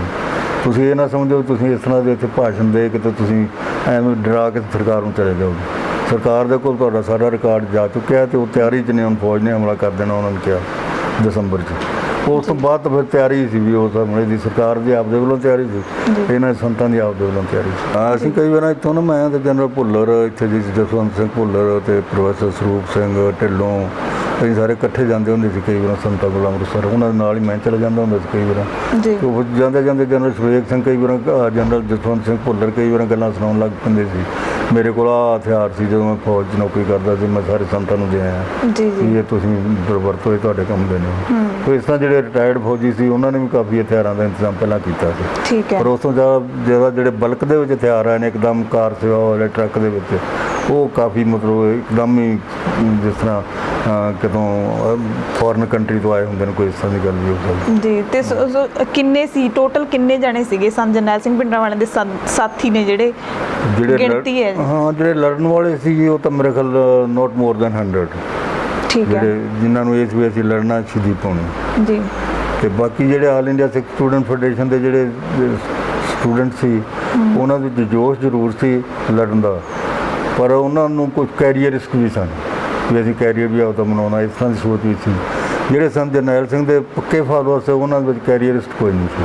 ਠੀਕ ਹੈ। ਉਹ ਤਾਂ ਉਹਨਾਂ ਦਾ ਸ਼ਹੀਦੀ ਦੇ ਚਾਅ ਸੀ ਵੀ ਅਸੀਂ ਸ਼ਹੀਦੀ ਦੇਣੀ ਦਰਬਾਰ ਸਾਹਿਬ ਤੇ ਲੜਦੇ ਹੋਏ, ਅਸੀਂ ਸਰੈਂਡਰ ਨਹੀਂ ਕਰਨਾ, ਮਤਲਬ ਉਹਨਾਂ ਦੇ ਵਿੱਚ ਇਹ ਚਾਅ ਸੀ। ਸੋ ਡਾਕਟਰ ਸਾਹਿਬ, ਜਦੋਂ ਮਈ ਦੇ ਵਿੱਚ ਪਤਾ ਲੱਗ ਗਿਆ ਸੀ ਦਰਬਾਰ ਸਾਹਿਬ ਤੇ ਹਮਲਾ ਹੋਣਾ ਹੈ, ਤਾਂ ਇਸ ਹਮਲੇ ਨੂੰ ਲੈ ਕੇ ਸਿੱਖਾਂ ਦੇ ਵਿੱਚ ਵੀ ਦੋ ਥਾਟ ਹੈਗੇ ਨੇ ਕਿ ਮਤਲਬ ਵੱਡੀ ਗਿਣਤੀ ਦੇ ਵਿੱਚ ਤਾਂ ਮੰਨਦੇ ਨੇ ਕਿ ਸਭ ਜਿਹੜਾ ਹੈ ਸੰਤ ਜਰਨੈਲ ਸਿੰਘ ਭਿੰਡਰਾਂਵਾਲੇ ਨੇ ਹਮਲਾ ਕੀਤਾ। ਦੂਸਰਾ ਥਾਟ ਇਹ ਵੀ ਹੈ ਕਿ ਜੇ ਜਰਨੈਲ ਸਿੰਘ ਭਿੰਡਰਾਂਵਾਲੇ ਦਰਬਾਰ ਸਾਹਿਬ ਨਾ ਹੁੰਦੇ ਤਾਂ ਹਮਲਾ ਨਾ ਹੁੰਦਾ। ਕੀ ਇਹ ਟਲ ਸਕਦਾ ਸੀ ਜੇ ਜਰਨੈਲ ਸਿੰਘ ਭਿੰਡਰਾਂਵਾਲੇ ਆਪਣੇ ਸਾਥੀਆਂ ਸਮੇਤ ਉੱਥੋਂ ਨਿਕਲ ਜਾਂਦੇ? ਜੇ ਤਾਂ ਆਪਾਂ ਮਤਲਬ ਇਤਿਹਾਸ ਵੱਲ ਨਿਗਾਹ ਮਾਰੀਏ ਜੀ, ਤਾਂ ਸਰਕਾਰ ਸਿੱਖਾਂ ਦੇ ਨਾਲ ਕੀ ਵਿਵਹਾਰ ਕਰਦੀ ਰਹੀ ਹੈ ਪਹਿਲਾਂ, ਤੇ ਉਸ ਤੋਂ ਬਾਅਦ ਜੇ ਇੰਦਰਾ ਗਾਂਧੀ ਵੱਲ ਧਿਆਨ ਮਾਰੀਏ, ਇੰਦਰਾ ਗਾਂਧੀ ਪ੍ਰਾਈਮ ਮਿਨਿਸਟਰ ਸੀ ਉਦੋਂ, ਜਵਾਹਰ ਲਾਲ ਨਹਿਰੂ ਦੀ ਉਹ ਲੜਕੀ ਸੀ। ਜਵਾਹਰ ਲਾਲ ਨਹਿਰੂ ਜਿਹੜਾ ਉਹ ਕੱਟੜ ਹਿੰਦੂ ਐਂਟੀ ਸਿੱਖ ਸੀ। ਬਿਲਕੁਲ।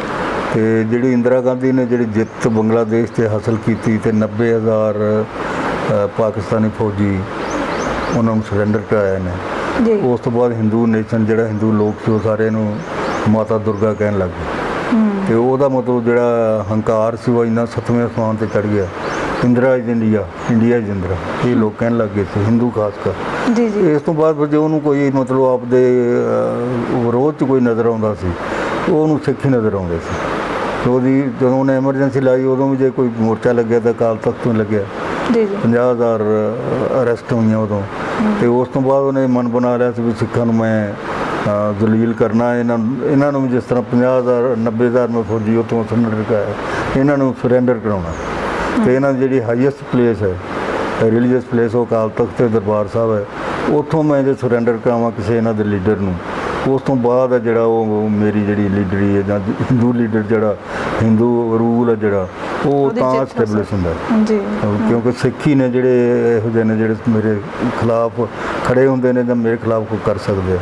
ਤੇ ਉਹ ਬੜੀ ਸੋਚੀ ਸਮਝੀ ਸਕੀਮ ਦੇ ਤਹਿਤ ਉਹਨੇ ਸੰਤ ਜਰਨੈਲ ਸਿੰਘ ਹੋਰਾਂ ਨੂੰ ਅਕਾਲ ਤਖ਼ਤ ਭੇਜਿਆ ਸਰਕਾਰ ਨੇ।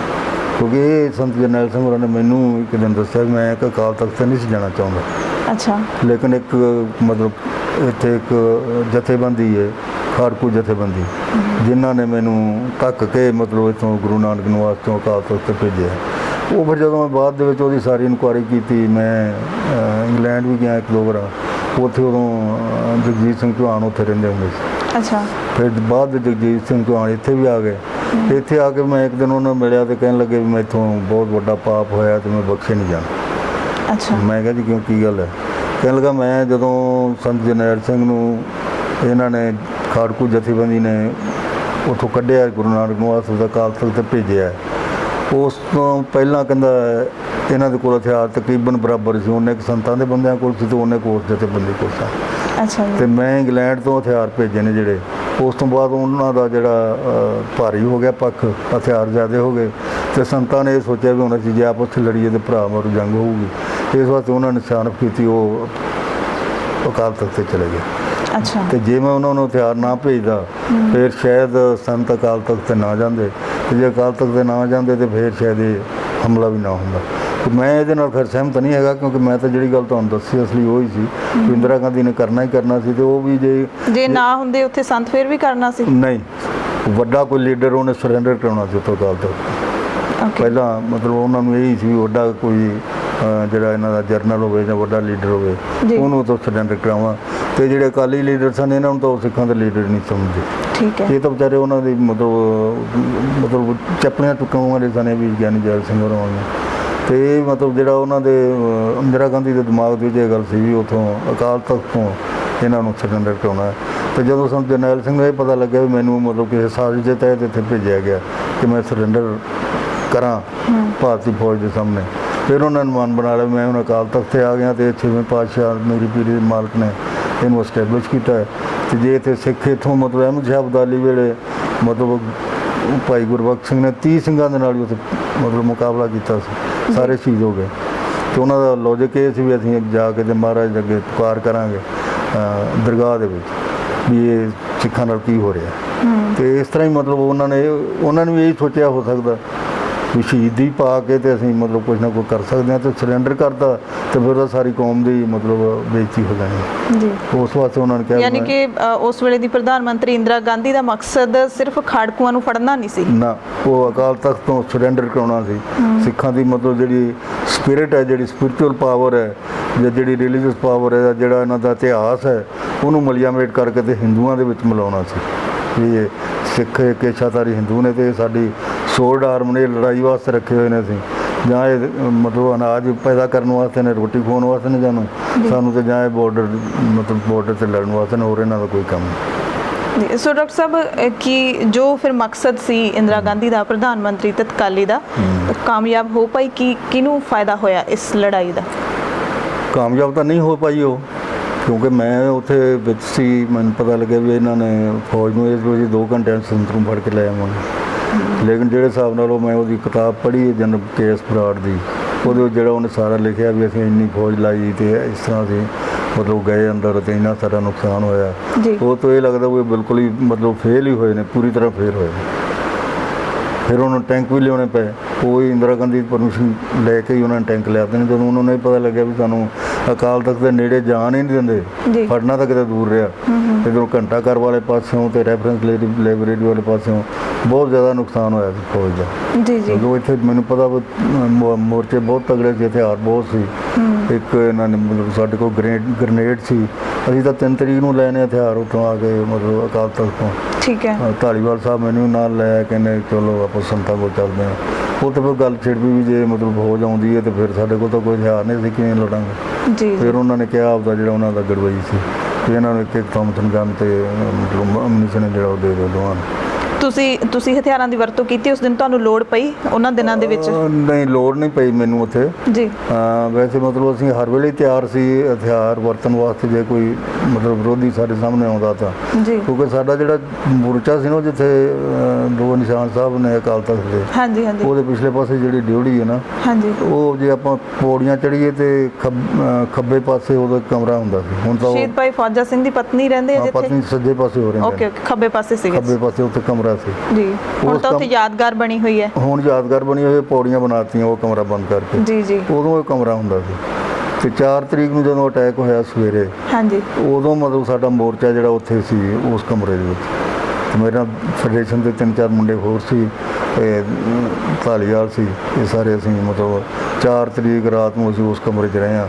ਗਰਮੀ ਬਹੁਤ ਜ਼ਿਆਦਾ ਸੀ, ਮਤਲਬ ਬਿਜਲੀ ਕੱਟੀ ਹੋਈ ਸੀ, ਪਾਣੀ ਦਾ ਵੀ ਕੋਈ ਇੰਤਜ਼ਾਮ ਨਹੀਂ ਸੀ। ਵੈਸੇ ਪਾਣੀ ਭਰ ਕੇ ਬਾਲਟੀਆਂ ਰੱਖੀਆਂ ਹੋਈਆਂ ਸੀ ਪਹਿਲਾਂ ਹੀ, ਜਨਰਲ ਸਾਹਿਬ ਨੂੰ ਪਤਾ ਸੀ। ਉਹ ਰਾਤ ਅਸੀਂ ਜਦੋਂ ਉੱਥੇ ਰਹੇ 4 ਤਰੀਕ ਨੂੰ ਅਸੀਂ ਵੇਟ ਕਰਦੇ ਰਹੇ ਫੌਜ ਨੇ ਐਂਟਰ ਕਰ ਜਾਣਾ ਅੱਜ, ਕਿਉਂਕਿ ਸਵੇਰੇ ਪਹਿਲਾਂ ਉਹਨਾਂ ਰਾਕਟ ਲਾਂਚਰ ਫਾਇਰ ਕਰਤਾ ਸੀ ਅਕਾਲ ਤਖਤ। ਅੱਛਾ। 4 ਤਰੀਕ ਨੂੰ ਸਵੇਰੇ 4:30 ਨੂੰ ਸਵੇਰੇ। ਹਾਂਜੀ। 2 ਤੇ 3 ਜੂਨ ਨੂੰ ਕੀ ਹੋਇਆ ਸੀ ਫਿਰ? 1 ਤਰੀਕ ਨੂੰ ਵੀ ਹੋਈ ਫਾਇਰਿੰਗ, 2-3 ਜੂਨ ਨੂੰ ਕੀ ਹੋਇਆ? 2-3 ਜੂਨ ਨੂੰ ਫਾਇਰਿੰਗ ਹੁੰਦੀ ਰਹੀ ਹੈ, ਲੇਕਿਨ ਮਤਲਬ ਵੇਟ ਰੋਜ਼ ਹੀ ਕਰਦੇ ਸੀ ਵੀ ਅੱਜ ਵੀ ਹਮਲਾ ਹੋ ਜਾਣਾ, ਅੱਜ ਵੀ ਹਮਲਾ ਹੋ ਜਾਣਾ, ਫੌਜ ਨੇ ਅੱਜ ਆ ਜਾਣਾ। ਫੌਜ ਬਾਹਰੋਂ ਵੈਸੇ ਉਹਨਾਂ ਨੂੰ ਇੰਟੈਲੀਜੈਂਸ ਮਿਲਦੀ ਰਹਿੰਦੀ ਸੀ, ਹੁਣ ਇੰਨੀ ਫੌਜ ਆ ਗਈ, ਹੁਣ ਇੰਨੀ ਫੌਜ ਆ ਗਈ। ਕਰਫਿਊ ਲਾਤਾ ਸੀ ਉਹਨਾਂ ਨੇ। ਕਰਫਿਊ ਸੀ, ਹਾਂਜੀ, ਕਰਫਿਊ ਲਾਤਾ ਸੀ ਤੇ ਬਾਕੀ ਉਹ ਆਪਦੀ ਤਿਆਰੀ ਕਰ ਰਹੇ ਸੀ। ਇੱਧਰੋਂ ਆਪਦੀ ਤਿਆਰੀ ਕਰ ਰਹੇ, ਜਿਸ ਤਰ੍ਹਾਂ ਮੈਂ ਤੁਹਾਨੂੰ ਦੱਸਿਆ 3 ਤਰੀਕ ਨੂੰ ਅਸੀਂ ਹਥਿਆਰ ਲਏ, ਇਸ ਤਰ੍ਹਾਂ ਜਿਹੜਾ ਕਿ ਹੋਰ ਵੀ ਕਈ ਸਿੰਘ ਸੀ ਜਿਨ੍ਹਾਂ ਨੇ ਹਥਿਆਰ ਲਏ ਤੇ 4 ਤਰੀਕ ਅਸੀਂ ਉੱਥੇ ਕੱਟੀ। 4 ਨੂੰ ਕੋਈ ਮਤਲਬ ਫੌਜ ਨਹੀਂ ਆਈ। ਅੱਛਾ।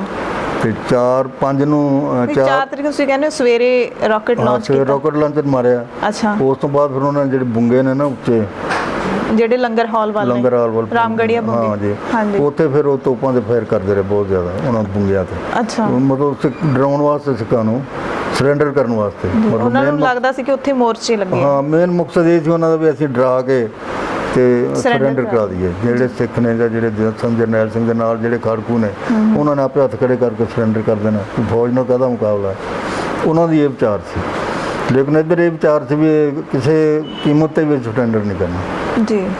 ਤੇ ਡਾਕਟਰ ਸਾਹਿਬ ਜਿਹੜੀ ਆਮ ਸੰਗਤ ਸੀਗੀ ਉੱਥੇ, ਜਿਹੜੀ ਨਿਰਦੋਸ਼ੀ ਮਾਰੀ ਗਈ ਆ ਬਹੁਤ ਵੱਡੀ ਗਿਣਤੀ ਦੇ ਵਿੱਚ, ਉਹਨਾਂ ਦੀ ਕਿੰਨੀ ਕੁ ਮੂਵਮੈਂਟ ਸੀਗੀ? ਉਹਨਾਂ ਨੂੰ ਤੁਸੀਂ ਕੀ ਕੁਝ ਦੇਖਿਆ ਆਮ ਸੰਗਤ ਨੂੰ? ਦਰਬਾਰ ਸਾਹਿਬ ਦਾ ਪ੍ਰਬੰਧ ਕਿਵੇਂ ਦਾ ਰਿਹਾ ਉਸ ਟਾਈਮ? ਮਰਿਆਦਾ ਦਰਬਾਰ ਸਾਹਿਬ ਦਾ ਪ੍ਰਬੰਧ ਤਾਂ ਮੈਂ 4 ਤਰੀਕ ਨੂੰ ਗਿਆ ਮੱਥਾ ਟੇਕਣ, 5 ਨੂੰ ਫੇਰ ਗਿਆ। ਚਲੋ ਕੀਰਤਨ ਤਾਂ ਕਰ ਰਹੇ ਸੀ ਸਿੰਘ, ਤੇ ਗ੍ਰੰਥੀ ਸਿੰਘ ਵੀ ਸੀਗਾ, ਪਰ ਹੋਰ ਕੋਈ ਸਿੰਘ ਨਹੀਂ ਸੀਗਾ ਅੰਦਰ ਉਦੋਂ। ਕੌਣ ਕੀਰਤਨ ਕਰ ਰਹੇ ਸੀ? ਤੁਹਾਨੂੰ ਕੁਝ ਯਾਦ ਹੈ ਉਸ ਵੇਲੇ? ਰਾਗੀ ਦਮਦਮੀ ਟਕਸਾਲ ਦੇ ਸਿੰਘ ਸਨ ਜਿਹੜੇ ਕਹਿ ਰਹੇ ਸੀ ਵੀ ਜਿਸ ਦਾ ਸਾਹਿਬ ਡਾਢਾ ਹੋਏ ਉਸ ਨੂੰ ਮਾਰ ਨਾ ਸਕੇ ਕੋਈ, ਇਹ ਸ਼ਬਦ ਵਾਰ-ਵਾਰ ਹੀ ਗਾਉਂਦੇ ਸਨ। ਅੱਛਾ ਜੀ। ਜਿਸ ਦਾ ਸਾਹਿਬ ਡਾਢਾ ਹੋਏ ਉਸ ਨੂੰ ਮਾਰ ਨਾ ਸਕੇ ਕੋਈ। 2 ਦਿਨ ਇਹੀ ਸ਼ਬਦ ਚੱਲਦਾ ਰਿਹਾ, 4 ਤੇ 5 ਤਰੀਕ ਨੂੰ। ਤੇ 4 ਤਰੀਕ ਨੂੰ ਜਨਰਲ ਸ਼ਵੇਕ ਸਿੰਘ ਤੇ ਮੈਂ ਇਕੱਠੇ ਸੀ, ਅਸੀਂ ਮਤਲਬ ਇੱਧਰ ਆਏ ਹਾਂ ਘੰਟਾ ਘਰ ਵਾਲੀ ਸਾਈਡ ਤੋਂ ਫਿਰ ਅਸੀਂ ਦੁੱਖ ਭੰਜਨੀ ਵੇਰੀ ਵੱਲ ਚਲੇ ਗਏ ਦੋਵੇਂ। ਹੋਰ ਕੋਈ ਨਹੀਂ ਸਾਡੇ ਨਾਲ, ਕੋਈ ਹੈ ਹੀ ਨਹੀਂ ਸੀ ਪਰਿਕਰਮਾ ਦੇ ਵਿੱਚ। ਇੱਕ ਡੈੱਡ ਬੋਡੀ ਪਈ ਸੀ ਦੁੱਖ ਭੰਜਨੀ ਬੇਰੀ ਕੋਲ, ਦੂਰੋਂ ਦਿਸਦੇ ਸੀ। ਇੱਕ ਡੈੱਡ ਬੋਡੀ ਬਾਬਾ ਦੀਪ ਸਿੰਘ ਦਾ ਜਿਹੜਾ ਮੈਮੋਰੀਅਲ ਉੱਥੇ ਪਈ ਸੀ। ਹਾਂਜੀ। ਤੇ ਅਸੀਂ ਉੱਥੋਂ ਫਿਰ ਅੱਗੋਂ ਦੁੱਖ ਭੰਜਨੀ ਬੇਰੀ ਕੋਲੋਂ ਫਿਰ ਵਾਪਸ ਆ ਗਏ, ਕਿਉਂਕਿ ਫਾਇਰਿੰਗ ਬਹੁਤ ਹੋ ਰਹੀ ਸੀ। ਡੈਡ ਬੋਡੀ ਆਮ ਸੰਗਤ ਦੀਆਂ ਸੀਗੀਆਂ? ਹਾਂ, ਸੰਗਤ ਦੀ ਜੀ। ਔਰ ਡੈੱਡ ਬੋਡੀ ਤਾਂ ਸੰਗਤ ਦੀ ਸੀ ਕਿਉਂਕਿ ਫਾਇਰਿੰਗ ਬੜੀ ਹੋ ਰਹੀ ਸੀ। ਜਿਹੜਾ ਜਿਹਨੂੰ ਗੋਲੀ ਵੱਜ ਜਾਂਦੀ ਸੀ ਉਹਨੇ ਵਿਚਾਰ ਨਹੀਂ ਸੀ ਹੋਣਾ ਸੀ। ਤੇ ਜਿਹੜਾ ਤੁਸੀਂ ਸਵਾਲ ਕੀਤਾ ਵੀ ਜਿਹੜੀ ਆਮ ਸੰਗਤ ਸੀ, ਆਮ ਸੰਗਤ ਤਾਂ ਬਹੁਤ ਸੀ ਉੱਥੇ। ਤੇ ਉਸੇ ਸੰਗਤ, ਕਿਉਂਕਿ ਜੇ ਮੈਂ ਵੀ ਸੰਗਤ ਦੇ ਵਿੱਚ ਹੁੰਦਾ, ਮਤਲਬ ਇੱਧਰ ਮੂਵਮੈਂਟ ਦੇ ਵਿੱਚ ਮੈਂ ਨਾ ਹੁੰਦਾ, ਤੇ ਮੈਂ ਵੀ ਇਹੀ ਕਹਿਣਾ ਸੀ ਅਸੀਂ ਤਾਂ ਮੱਥਾ ਟੇਕਣ ਆਇਆ ਦਰਬਾਰ ਸਾਹਿਬ, ਸਾਨੂੰ ਫੌਜ ਨੇ ਕੀ ਕਹਿਣਾ। ਜਿਹੜੇ ਲੜਦੇ ਨੇ ਉਹਨਾਂ ਦਾ ਨੁਕਸਾਨ ਹੋਣਾ। ਜੀ ਜੀ। ਤੇ ਇਸ ਤਰ੍ਹਾਂ ਦੇ ਜਿਹੜੇ ਬੰਦੇ ਇਹ ਸੋਚਦੇ ਸੀ ਨਾ ਵੀ ਅਸੀਂ ਤਾਂ ਮੱਥਾ ਟੇਕਣ ਆਏ, ਸਾਨੂੰ ਕੀ ਫੌਜ ਨੇ ਕਹਿਣਾ, ਉਹ ਹੀ ਜ਼ਿਆਦਾ ਮਰੇ ਨੇ। ਕਿਉਂਕਿ ਜਿਹੜੇ ਲੜਨ ਵਾਲੇ ਸੀ ਉਹ ਜ਼ਿਆਦਾ ਲੜਦੇ ਸ਼ਹੀਦ ਹੋ ਗਏ, ਫੌਜ ਦੇ ਨਾਲ ਮੁਕਾਬਲਾ ਕਰਦੇ। ਹਾਂਜੀ। ਜਾਂ ਫਿਰ ਜਿਹੜੇ ਸਾਡੇ ਵਰਗੇ ਸੀ ਜਿਨ੍ਹਾਂ ਨੇ ਇਹ ਕੋਸ਼ਿਸ਼ ਕੀਤੀ ਵੀ ਨਿਕਲ ਜਾਈਏ, ਉਹ ਕਾਫੀ ਹੱਦ ਤੱਕ ਉਹ ਨਿਕਲਣ ਦੇ ਵਿੱਚ ਕਾਮਯਾਬ ਹੋ ਗਏ। ਕਿਉਂਕਿ 6 ਤਰੀਕ ਨੂੰ 2 ਵਜੇ ਕਰਫਿਊ ਖੋਲ੍ਹਿਆ ਸੀ, ਤੇ ਉਹ ਸਾਨੂੰ ਵੀ ਕਿਤੇ ਭਿਣਕ ਪੈ ਗਈ। ਸਾਡੇ ਕੰਨਾਂ 'ਚ ਵੀ ਕੋਈ ਹਿੰਦੂ ਕਹਿ ਰਹੇ ਸੀ ਵੀ ਕਰਫਿਊ ਖੁੱਲ੍ਹ ਗਿਆ ਤਾਂ ਚਲੋ ਚੱਲੀਏ। ਅੱਛਾ। ਤੇ ਅਸੀਂ 2-3 ਛੱਤਾਂ ਦੇ ਉੱਤੇ ਲੰਘ ਕੇ ਕੰਧਾਂ ਪਾੜ ਕੇ ਤੇ ਮਤਲਬ ਜਿਹੜੀ ਮਾਈ ਦੇ ਘਰ ਅਸੀਂ ਗਏ ਸੀ, ਮਾਈ ਇਕੱਲੀ ਸੀ ਵਿਚਾਰੀ, ਉਹ ਬਾਕੀ ਤਾਂ ਸਾਰੇ ਚਲੇ ਗਏ ਸੀ। ਅਸੀਂ ਉਹਦੇ ਘਰ ਬੈਠੇ ਹੋਏ ਸੀ ਥੱਲੇ। ਕਿੰਨੇ ਜਣੇ ਸੀ ਤੁਸੀਂ? ਮੈਂ ਤੇ ਚਰਨਜੀਤ ਤਲਵੰਡੀ ਤੇ ਪ੍ਰੋਫੈਸਰ ਢਾਲੀਵਾਲ, 3 ਜਣੇ ਸੀ। ਤੁਸੀਂ ਕਿਉਂ ਗਏ? ਤੁਸੀਂ ਨਹੀਂ ਸੀ ਸ਼ਹੀਦ ਹੋਣਾ ਚਾਹੁੰਦੇ? ਇਹ ਨਾ ਗੁਰੀਲਾ ਵਾਰ ਜਿਹੜੀ ਹੁੰਦੀ ਹੈ ਨਾ, ਇਹਦੇ ਵਿੱਚ ਇੱਕ ਤਾਂ ਮਤਲਬ ਉਹ ਜਿਹੜਾ ਜਦੋਂ ਲੜਾਈ ਹੁੰਦੀ ਉਦੋਂ ਪਤਾ ਨਹੀਂ ਲੱਗਦਾ। ਜਿਹੜੇ ਬੰਦੇ ਸੋਚਦੇ ਨੇ ਵੀ ਅਸੀਂ ਨਹੀਂ ਮਰਨਾ ਉਹ ਮਰ ਜਾਂਦੇ ਨੇ, ਜਿਹੜੇ ਬੰਦੇ ਇਹ ਸੋਚਦੇ ਨੇ ਵੀ ਅਸੀਂ ਮਰਨਾ ਹੈ ਉਹ ਨਹੀਂ ਮਰਦੇ। ਇਸ ਤਰ੍ਹਾਂ ਦੀ ਗੱਲ ਹੁੰਦੀ ਹੈ ਜੀ। ਤੇ ਜਦੋਂ ਮਤਲਬ ਉਹਨਾਂ ਨੇ ਸਾਨੂੰ ਕਿਹਾ ਜਰਨੈਲ ਸਾਹਿਬ ਨੇ 5 ਤਰੀਕ ਨੂੰ ਵੀ ਤੁਸੀਂ ਆਪਦਾ 4 ਜਿਹੜਾ ਕਮਰੇ 'ਚ ਤੁਸੀਂ ਹੁਣ ਤੁਸੀਂ ਆਪਦਾ ਜਿਹੜੇ ਹਥਿਆਰ ਨੇ ਉਹ ਲੈ ਕੇ ਉੱਪਰ ਚਲੇ ਜਾਓ। ਉੱਪਰ ਵੱਡਾ ਜਿਹੜਾ ਕਮਰਾ ਹੈ, ਚੁਬਾਰਾ ਜਿਹੜਾ ਉੱਪਰ ਹੈ, ਹਾਂਜੀ, ਫਸਟ ਫਲੋਰ 'ਤੇ, ਉੱਥੇ ਚਲੇ ਜਾਓ। ਉੱਥੇ ਜਾ ਕੇ ਸਾਡੇ ਨਾਲ ਖੜੇ ਹੋ ਗਏ। ਉਹ ਕਹਿਣ ਲੱਗੇ ਵੀ ਆਪ ਪੀੜੀ ਦੀ ਗਲੀ ਹੈ, ਪਿਛਲੇ ਪਾਸੇ ਹੁੰਦੀ ਸੀ, ਵੀ ਇਸ ਗਲੀ ਵਿੱਚ ਦੀ ਜੇ ਫੌਜ ਆਈ ਤਾਂ ਤੁਸੀਂ ਇੱਥੋਂ ਰੁਕਣਾ। ਉਹ ਬਹੁਤ ਪੀੜੀ ਦੀ ਗਲੀ ਸੀ, ਛੋਟੀ ਜਿਹੀ। ਠੀਕ ਹੈ। ਤੇ ਉਸ ਅਸੀਂ ਆਪਦੇ ਹਥਿਆਰ ਲੈ ਕੇ ਉੱਥੇ ਖੜੇ ਹੋ ਗਏ, ਜੇ ਇੱਧਰੋਂ ਫੌਜ ਆਈ ਤਾਂ ਅਸੀਂ ਰੋਕਾਂਗੇ। ਹੁਣ ਇਹ ਗੱਲ ਜਿਹੜਾ ਮਾਰਕ ਟੁੱਟਲੀ ਉਹਨੇ ਵੀ ਆਪਦੀ ਕਿਤਾਬ ਦੇ ਵਿੱਚ ਲਿਖੀ ਵੀ ਮੈਂ ਜਨਰਲ ਅਰੋੜੇ ਨੂੰ ਪੁੱਛਿਆ ਵੀ ਮਤਲਬ ਫੌਜ ਦੀ, ਇੰਡੀਅਨ ਆਰਮੀ ਦੀ ਕਿੱਥੇ ਗਲਤੀ ਹੋਈ ਵੀ ਉਹਨਾਂ ਨੇ ਇੰਨਾ ਨੁਕਸਾਨ ਕਰਵਾ ਲਿਆ ਆਪਦਾ। ਹਾਂਜੀ। ਜਨਰਲ ਜਗਜੀਤ ਸਿੰਘ ਅਰੋੜੇ ਨੇ ਉਹਨੂੰ ਜਵਾਬ ਦਿੱਤਾ ਵੀ ਇੱਥੇ ਇਹਨਾਂ ਦੀ ਸਟ੍ਰੈਟਜੀ ਇੱਥੋਂ ਗਲਤ ਹੋ ਗਈ ਕਿ ਇਹਨਾਂ ਨੂੰ ਚਾਹੀਦਾ ਸੀ ਉਹ ਜਿਹੜੇ ਭੀੜੀਆਂ ਗਲੀਆਂ ਨੇ ਉਹਨਾਂ ਦੇ ਵਿੱਚ ਜਾ ਕੇ ਪਿੱਛੇ ਦੀ ਜਾ ਕੇ ਅਕਾਲ ਤਖਤ 'ਤੇ ਅਟੈਕ ਕਰਦੇ ਜਾਂ ਪਿੱਛੇ ਦੀ ਜਾ ਕੇ ਉਹਨਾਂ ਨੂੰ ਸਰੈਂਡਰ ਕਰਾਉਣ ਦੀ ਕੋਸ਼ਿਸ਼ ਕਰਦੇ। ਇਹਨਾਂ ਨੇ ਗਲਤੀ ਕੀਤੀ, ਮੇਨ ਗੇਟਾਂ ਥਾਣੀ ਗਏ। ਤੇ ਮੇਨ ਗੇਟਾਂ 'ਤੇ ਜਿਹੜੇ ਮੋਰਚੇ ਬਹੁਤ ਤਗੜੇ ਸੀ ਖਾੜਕੂਆਂ ਦੇ, ਮੇਨ ਗੇਟ ਤੋਂ ਤਾਂ ਕੋਈ ਐਂਟਰ ਹੋ ਹੀ ਨਹੀਂ ਸਕਦਾ ਜੀ। ਤੇ ਉਹ ਜਿਹੜੀ ਸਾਡੀ ਗਲੀ ਸੀ ਉਧਰ ਦੀ ਕੋਈ ਫੌਜੀ ਨਹੀਂ ਆਇਆ। ਜਿਹੜੀ ਪਿਛਲੇ ਪਾਸੇ ਦੀਆਂ ਜਿਹੜੀਆਂ ਗਲੀਆਂ ਸੀ ਨਾ ਉਦੋਂ ਕੋਈ ਫੌਜੀ ਨਹੀਂ ਆਇਆ। ਠੀਕ ਹੈ। ਮੇਨ ਗੇਟਾਂ ਤਾਂ ਨਹੀਂ ਆਏ ਤੇ ਮੇਨ ਗੇਟਾਂ 'ਤੇ ਇਹਨਾਂ ਦਾ ਬਹੁਤ ਜ਼ਿਆਦਾ ਨੁਕਸਾਨ ਹੋਇਆ। ਸੋ ਮਚ ਹੋ ਕੇ ਤਬਲੀਨ ਸਿੰਘ ਕਿਤਾਬ ਲਿਖੀ, ਉਹ ਮੈਂ ਪੜ੍ਹੀ ਹੈ, ਹੁਣੇ ਬਾਹਰ ਆਈ ਹੈ। ਉਹਨੇ ਲਿਖਿਆ ਮੈਂ, ਮੇਰਾ ਫਾਦਰ ਬ੍ਰਿਗੇਡੀਅਰ ਸੀ ਤੇ ਮੈਂ ਲੱਗਦੀ ਨਾ ਮੈਂ ਮੇਰਾ ਖਿਆਲ 6 ਤਰੀਕ ਨੂੰ ਕਿ 7 ਤਰੀਕ ਨੂੰ ਜੂਨ ਨੂੰ ਮੈਂ ਪਹੁੰਚ ਗਈ ਅੰਮ੍ਰਿਤਸਰ। ਹਾਂਜੀ। ਸਾਰੇ ਜਿਹੜੇ ਸੀਗੇ ਉਹਨਾਂ ਦੇ ਨਾਕੇ ਨੂਕੇ ਫੌਜ ਵਾਲਿਆਂ ਦੇ, ਮੈਂ ਆਪਦੇ ਫਾਦਰ ਦਾ ਨਾਮ ਯੂਜ਼ ਕੀਤਾ ਜਾਂ ਮੈਂ ਕਿਹਾ ਵੀ ਜਨਰਲ ਬਰਾੜ ਨੇ ਜਿਹੜੇ ਉਹ ਮੇਰੇ ਫਾਦਰ ਦੇ ਨਾਲ ਰਹੇ ਨੇ ਤੇ ਉਹਨਾਂ ਨੇ ਮੈਨੂੰ ਬੁਲਾਇਆ ਤੇ ਇਸ ਤਰ੍ਹਾਂ ਮੈਂ ਪਹੁੰਚ ਗਈ। ਜਦੋਂ ਮੈਂ ਜਨਰਲ ਬਰਾੜ ਨੂੰ ਜਾ ਕੇ ਮਿਲੀ ਤੇ ਉਹ ਬੜਾ ਹੈਰਾਨ ਵੀ ਤੂੰ ਕਿਵੇਂ ਆ ਗਈ, ਕਿੱਥੇ ਕਰਫਿਊ ਲੱਗਿਆ ਸਾਰੇ ਪੰਜਾਬ ਦੇ ਵਿੱਚ। ਤੇ ਉਹ ਕਹਿਣ ਲੱਗੇ ਜੀ ਮੈਂ ਤਾਂ ਆਪਦੇ ਫਾਦਰ ਦਾ ਨਾਮ ਲੈ ਕੇ ਤੁਹਾਡਾ ਨਾਮ ਲੈ ਕੇ ਮੈਂ ਇੱਥੇ ਆ ਗਈ। ਤੇ ਕਹਿਣ ਲੱਗਾ ਦੱਸੋ ਕਿਉਂ ਆਏ? ਕਹਿੰਦੀ ਮੈਂ ਇੱਥੇ ਪਤਾ ਕਰਨਾ ਚਾਹੁੰਦੀ ਵੀ ਅੰਦਰ ਕੀ ਹਾਲਾਤ। ਰਿਪੋਰਟਿੰਗ ਕਰਨਾ। ਹਾਂਜੀ।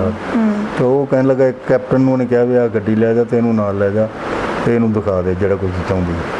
ਤੇ ਉਹਨੇ ਇਹ ਲਿਖਿਆ ਮੈਂ ਉਹ ਤੋਂ ਜਾਂਦੇ ਪੁੱਛਿਆ ਵੀ ਤੁਹਾਡਾ ਨੁਕਸਾਨ ਕਿੰਨਾ ਕੁ ਹੋਇਆ ਕੈਪਟਨ ਤੋਂ। ਤੇ ਉਹ ਕਹਿੰਦਾ ਪਹਿਲੇ ਘੰਟੇ ਦੇ ਵਿੱਚ ਸਾਡਾ 700 ਜਵਾਨ ਜਿਹੜਾ ਉਹ ਮਾਰਿਆ ਗਿਆ। ਅੱਛਾ, ਇਹ ਤਬਲੀਨ ਨੇ ਲਿਖਿਆ ਮੈਂ ਆਪਦੀ ਕਿਤਾਬ 'ਚ ਲਿਖਿਆ। ਜੀ ਜੀ। ਉਹਨੇ ਮੈਨੂੰ ਕੈਪਟਨ ਨੇ ਦੱਸਿਆ। ਉਸ ਤੋਂ ਬਾਅਦ ਤਾਂ ਪਤਾ ਨਹੀਂ ਕਿੰਨਾ ਕੁ ਨੁਕਸਾਨ ਹੋਇਆ। ਪਹਿਲੇ ਘੰਟੇ ਦੇ ਵਿੱਚ ਸਾਡਾ, ਜਦੋਂ ਫੌਜ ਗਈ ਹੈ ਪਹਿਲੇ ਘੰਟੇ ਸਾਡਾ 700 ਆਦਮੀ ਜਿਹੜਾ ਮਾਰਿਆ ਗਿਆ। ਜੀ। That is what she has written. So doctor ਸਾਹਿਬ, ਇਹਨਾਂ ਦਿਨਾਂ ਦੇ ਦੌਰਾਨ ਸੰਤ ਜਰਨੈਲ ਸਿੰਘ ਭਿੰਡਰਾਂਵਾਲਾ ਨਾਲ ਤੁਹਾਡੀ ਕਿੰਨੀ ਕੁ ਵਾਰੀ ਗੱਲਬਾਤ ਹੋਈ? ਕੀ ਗੱਲਬਾਤ ਹੋਈ? ਮੈਂ 5 ਤਰੀਕ ਨੂੰ ਸੰਤਾਂ ਨੂੰ ਮਿਲਿਆ। 4 ਨੂੰ ਤਾਂ ਮੈਂ ਜਦੋਂ ਉੱਪਰ ਗਿਆ ਅਕਾਲ ਤਖਤ ਤੇ, ਉਦੋਂ ਸੰਤ ਜਰਨੈਲ ਸਿੰਘ ਦੇ ਸਾਹਮਣੇ ਬਹੁਤ ਜ਼ਿਆਦਾ 2 ਧਾਰੇ ਖੰਡਰੇ ਨੰਗੇ ਪਏ ਸਨ, ਮਤਲਬ ਢੇਰ ਲੱਗਿਆ ਹੋਇਆ ਸੀ। ਤੋ ਖਾੜਕੂ ਉੱਥੇ ਆਏ ਹੋਏ ਨਾਲ ਖਾੜਕੂ ਨੂੰ ਦੇ ਰਹੇ ਸਨ ਖੰਡੇ, ਤੇ ਨਾਲ ਹੀ ਉਹਨਾਂ ਨੂੰ ਇਹ ਕਹਿ ਰਹੇ ਸਨ ਵੀ ਜਦੋਂ ਤੁਹਾਡੇ ਕੋਲ ਐਮੂਨੀਸ਼ਨ ਖਤਮ ਹੋ ਜਾਏ ਤੇ ਫਿਰ ਤੁਸੀਂ ਖੰਡਿਆਂ ਦੇ ਨਾਲ ਲੜਨਾ ਹੈ। ਅੱਛਾ। ਤੇ ਕਿਸੇ ਨੇ ਹੱਥ ਨਹੀਂ ਖੜੇ ਕਰਨੇ, ਕਿਸੇ ਨੇ ਸਰੈਂਡਰ ਨਹੀਂ ਕਰਨਾ, ਸਾਰਿਆਂ ਨੇ ਸ਼ਹੀਦੀਆਂ ਪਾਉਣੀਆਂ। ਇਸ ਕਿਸਮ ਦੀ ਉਹ ਇਨਸਪੀਰੇਸ਼ਨ ਦੇ ਰਿਹਾ ਸੀ, ਜਿਹਨੂੰ ਦੇਖ ਕੇ ਸਾਨੂੰ ਵੀ ਇਹ ਲੱਗਦਾ ਸੀ ਵੀ ਇੱਥੇ ਤਾਂ ਹੁਣ ਸ਼ਹੀਦੀ ਹੋਊਗੀ। ਜੇ ਕਿਸੇ ਨੂੰ ਰੱਬ ਨੇ ਬਚਾ ਲਿਆ ਭਾਵੇਂ ਬਚਨ ਨਹੀਂ ਤਾਂ ਸਾਰੇ ਸ਼ਹੀਦ ਹੋਣਗੇ। ਉਹ ਵੀ ਇਹ ਕਹਿ ਰਹੇ ਸੀ ਮੈਂ ਵੀ ਸ਼ਹੀਦ ਹੋਣਾ। ਉਹਨਾਂ ਨੂੰ ਤਾਂ ਕੋਈ ਹਿੰਮਤ ਨਹੀਂ ਸੀ ਕਰ ਸਕਦਾ ਕਹਿਣ ਦੀ ਵੀ ਤੁਸੀਂ ਮਹਾਰਾਜ ਬਚ ਜਾਓ, ਤੁਸੀਂ ਨਿਕਲ ਜਾਓ, ਤੁਹਾਡੀ ਬਹੁਤ ਲੋੜ ਹੈ। ਨਾ ਭਾਈ ਅਮਰੀਕ ਸਿੰਘ ਨੂੰ ਕੋਈ ਕਹਿ ਸਕਦਾ ਸੀ, ਨਾ ਜਨਰਲ ਸ਼ਵੇਤ ਸਿੰਘ ਨੂੰ ਕਹਿ ਸਕਦਾ ਸੀ। ਮਾਹੌਲ ਹੀ ਇਸ ਤਰ੍ਹਾਂ ਦਾ ਬਣਿਆ ਹੋਇਆ ਸੀ। ਕੁਛ ਨਾ ਜਿਹੜੀ ਧਾਰਮਿਕ ਜਗ੍ਹਾ ਹੁੰਦੀ ਨਾ ਵੱਡੀ, ਉਹਦਾ ਕੋਈ ਆਪਦਾ ਕੋਈ ਮਤਲਬ ਉੱਥੇ ਕੋਈ ਪਾਵਰ ਹੁੰਦੀ ਹੈ, ਮਿਸਟੀਰੀਅਸ ਪਾਵਰ ਹੁੰਦੀ ਹੈ। ਜਿਸ ਤਰ੍ਹਾਂ ਜੈਰੂਸਲਮ ਹੈ, ਜਿਹੜੇ ਉਹ ਮੁਸਲਮਾਨਾਂ ਦਾ, ਈਸਾਈਆਂ ਦਾ ਤੇ ਯਹੂਦੀਆਂ ਦਾ ਸਾਰਿਆਂ ਦਾ ਇਕੱਠਿਆਂ ਦਾ ਉਹ ਧਰਮ ਸਥਾਨ ਹੈ। ਬਿਲਕੁਲ। ਉਹਨਾਂ ਦੇ ਵੱਡੇ ਨੇ ਜਿਹੜੇ ਉਹ ਸਾਰੇ ਜੈਰੂਸਲਮ ਨੂੰ ਬਿਲੋਂਗ ਕਰਦੇ ਆ। ਜੀ। ਤੇ ਉਹ ਕਹਿੰਦੇ ਨੇ ਜਦੋਂ ਜੈਰੂਸਲਮ ਬੰਦੇ ਜਾਂਦੇ ਨੇ ਨਾ ਸਾਡੇ ਧਰਮਾਂ ਦੇ, ਤਾਂ ਉੱਥੇ ਕੋਈ ਅਜੀਬ ਮਤਲਬ ਸਾਡੇ ਨਾਲ ਮਿਸਟੀਰੀਅਸ ਗੱਲ ਕੋਈ ਹੁੰਦੀ ਹੈ, ਜਿਹਨੂੰ ਉਹ ਜੈਰੂਸਲਮ ਸਿੰਡਰੋਮ ਦੇ ਨਾਲ ਕਹਿੰਦੇ ਨੇ ਵੀ ਉੱਥੇ ਕੋਈ ਸਿੰਡਰੋਮ ਹੈ ਜਿਹੜੇ ਜਿੱਥੇ ਜਾ ਕੇ ਸਾਨੂੰ ਪਤਾ ਹੀ ਨਹੀਂ ਲੱਗਦਾ ਕੀ ਹੋ ਗਿਆ। ਇਸ ਤਰ੍ਹਾਂ ਦੀ ਗੱਲ ਜਿਹੜੀ ਉੱਥੇ ਵੀ ਸੀ ਦਰਬਾਰ ਸਾਹਿਬ, ਮੈਂ ਫੀਲ ਕੀਤੀ ਹੈ। ਉੱਥੇ ਵੀ ਕੋਈ ਸਿੰਡਰੋਮ ਸੀ ਜਿਹੜਾ ਮਤਲਬ ਇਹ ਸਾਰੀਆਂ ਗੱਲਾਂ ਕਰਵਾ ਰਿਹਾ ਸੀ। ਕਿਉਂਕਿ ਮੈਂ ਤੁਹਾਨੂੰ ਦੱਸਿਆ ਵੀ ਸੰਤ ਕਹਿੰਦੇ ਨੇ ਵੀ ਮੈਂ ਜਾਣਾ ਹੀ ਨਹੀਂ ਚਾਹੁੰਦਾ ਅਕਾਲ ਤਖਤ ਤੇ, ਲੇਕਿਨ ਜਦੋਂ ਚਲੇ ਗਏ ਉਸ ਤੋਂ ਬਾਅਦ ਫਿਰ ਉਹਨਾਂ ਨੇ ਕਿਹਾ ਵੀ ਹੁਣ ਮੈਂ ਸ਼ਹੀਦ ਹੋਣਾ, ਸਰੈਂਡਰ ਨਹੀਂ ਕਰਨਾ, ਜਿੰਨੀ ਮਰਜ਼ੀ ਫੌਜ ਆ ਜਾਓ ਮੈਂ ਸ਼ਹੀਦ ਹੋਣਾ, ਲੜ ਕੇ ਮਰਨਾ। ਤੋ ਇਸ ਤਰ੍ਹਾਂ ਦੀ ਕੋਈ ਗੱਲ ਸੀ ਉੱਥੇ। ਜਦੋਂ ਸਾਡੇ ਮਤਲਬ ਆਪਦੇ ਅਸੀਂ ਦੇਖਿਆ ਵੀ ਇੱਧਰ ਦੀ ਕੋਈ ਫੌਜ ਨਹੀਂ ਆਈ, ਤੇ ਸਾਹਮਣੇ ਜਿਹੜੇ ਸਿੰਘ ਸੀ ਮੇਰੇ ਖਿਆਲ 20 ਮੋਰਚੇ ਹੋਣਗੇ ਅਕਾਲ ਤਖਤ ਦੇ ਉੱਤੇ ਤੇ ਅਕਾਲ ਤਖਤ ਦੇ ਇੱਧਰ ਉੱਧਰ, ਤੇ ਕੋਈ ਫੌਜੀ ਉੱਥੇ ਤਾਂ ਆ ਹੀ ਨਹੀਂ ਸਕਦਾ। ਜਿਹੜਾ ਸਾਹਮਣੇ ਜਿਹੜਾ ਕੋਰਟ ਯਾਰਡ ਹੈ ਉਹ ਤਾਂ ਸਾਰਾ ਫੌਜੀਆਂ ਦੀਆਂ ਲਾਸ਼ਾਂ ਦਾ ਭਰਿਆ ਹੋਇਆ ਸੀ, ਤੇ ਇੱਧਰ ਸਾਡੇ ਵਾਲੇ ਪਾਸੇ ਗਲੀ ਵਾਲੇ ਪਾਸਿਓਂ ਕੋਈ ਫੌਜੀ ਆਇਆ ਨਹੀਂ ਜੀ। ਫਿਰ ਅਸੀਂ ਤਿੰਨਾਂ ਨੇ ਇਹ ਸਲਾਹ ਕੀਤੀ ਵੀ ਹੁਣ ਆਪਣੇ ਵਾਸਤੇ ਇਹੀ ਆਲਟਰਨੇਟਿਵ, ਜਦ ਆਪਾਂ ਜਾਈਏ ਥੱਲੇ ਅਕਾਲ ਤਖਤ ਦੇ ਸਾਹਮਣੇ, ਉੱਥੇ ਟੈਂਕ ਸਾਹਮਣੇ ਖੜੇ ਨੇ, ਟੈਂਕ ਆ ਗਏ ਸੀ 5 ਤਰੀਕ ਰਾਤ ਨੂੰ, ਤੇ ਉਹਦਾ ਸ਼ੋਰ ਮਤਲਬ ਸ਼ਹੀਦੀ ਹੈ ਜੀ, ਟੈਂਕਾਂ ਦੇ ਸਾਹਮਣੇ ਜਾਣਾ।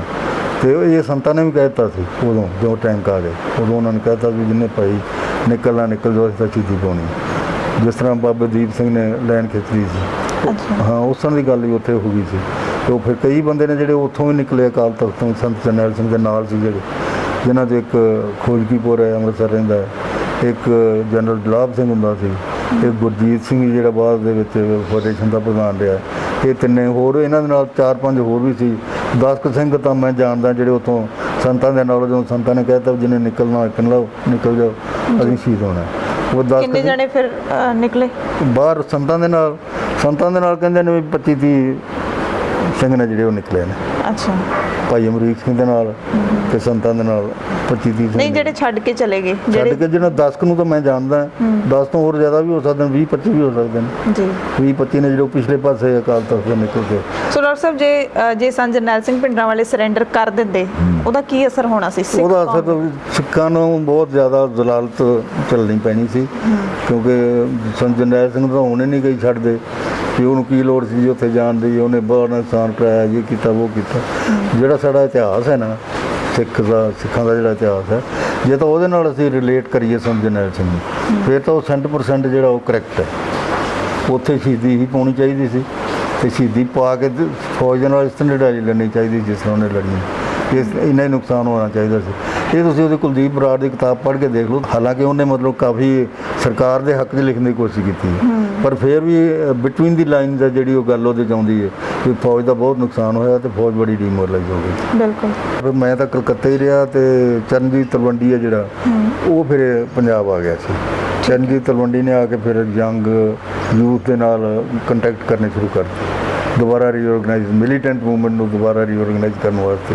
ਜਿਸ ਤਰ੍ਹਾਂ ਸੰਤ ਜਰਨੈਲ ਸਿੰਘ ਦਾ ਮੈਸੇਜ ਸੀ, ਤੇ ਲੋਕਾਂ ਦੇ ਵਿੱਚ ਉਤਸ਼ਾਹ ਵੀ ਬੜਾ ਸੀ, ਜੋਸ਼ ਵੀ ਬੜਾ ਸੀ ਕਿ ਸਾਡੀ ਬੇਇੱਜ਼ਤੀ ਹੋਈ ਹੈ ਬਹੁਤ, ਤੇ ਸਾਡੇ ਅਕਾਲ ਤਖਤ ਤੇ ਉਹ ਜਿਹਦੇ ਨਾਲ ਕੋਈ ਅਸੀਂ ਗੱਲ ਕਰਦੇ ਸੀ, ਅਸੀਂ ਨਿਕਲ ਕੇ ਆਏ ਹਾਂ, ਉਹ ਸਾਥੋਂ ਜਦੋਂ ਹਾਲਾਤ ਪੁੱਛਦਾ ਸੀ ਉਹ ਰੋਈ ਜਾਂਦਾ ਹੁੰਦਾ ਸੀ। ਉਹਨਾਂ ਨੂੰ ਜਦੋਂ ਦੱਸਦੇ ਸੀ ਉਹ ਰੋਣੇ ਲੱਗ ਜਾਂਦੇ ਸੀ।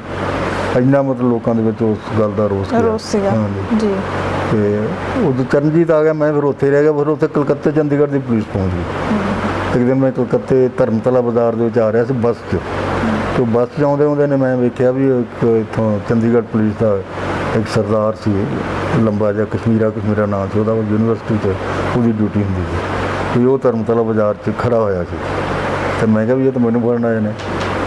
ਤੇ ਮੈਂ ਫਿਰ ਜਦੋਂ ਜਾ ਕੇ ਦੱਸਿਆ ਜਿੱਥੇ ਮੈਂ ਰਹਿੰਦਾ ਸੀ, ਉੱਥੋਂ ਜਦੋਂ ਮੈਂ BC ਰੋਡ 'ਤੇ ਆਇਆ, BC ਰੋਡ 'ਤੇ ਉਹ ਉਹ ਆਪ ਤਾਂ ਕਿਉਂਕਿ ਮੈਨੂੰ ਜਾਣਦਾ ਸੀ, ਉਹ ਤਾਂ ਮੇਰੇ ਸਾਹਮਣੇ ਆ ਨਹੀਂ ਸਕਦਾ ਕਿਉਂਕਿ ਉਹਨੂੰ ਪਤਾ ਸੀ ਵੀ ਇਹ ਕਿ ਦਿੱਲੀੋਂ ਨਿਕਲਿਆ ਹੈ, ਤੇ ਉਹਨੂੰ ਮੈਂ ਕੁਦਰਤੀ ਦੇਖ ਲਿਆ।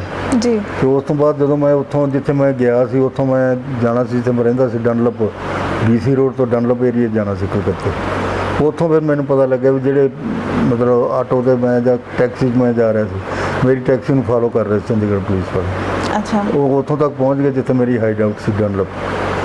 ਮੈਨੂੰ ਕਿਉਂਕਿ ਪਤਾ ਲੱਗ ਚੁੱਕਿਆ ਸੀ, ਇਸ ਵਾਸਤੇ ਮੈਂ ਤਾਂ ਉੱਥੇ ਰਹਿਣਾ ਸੀ।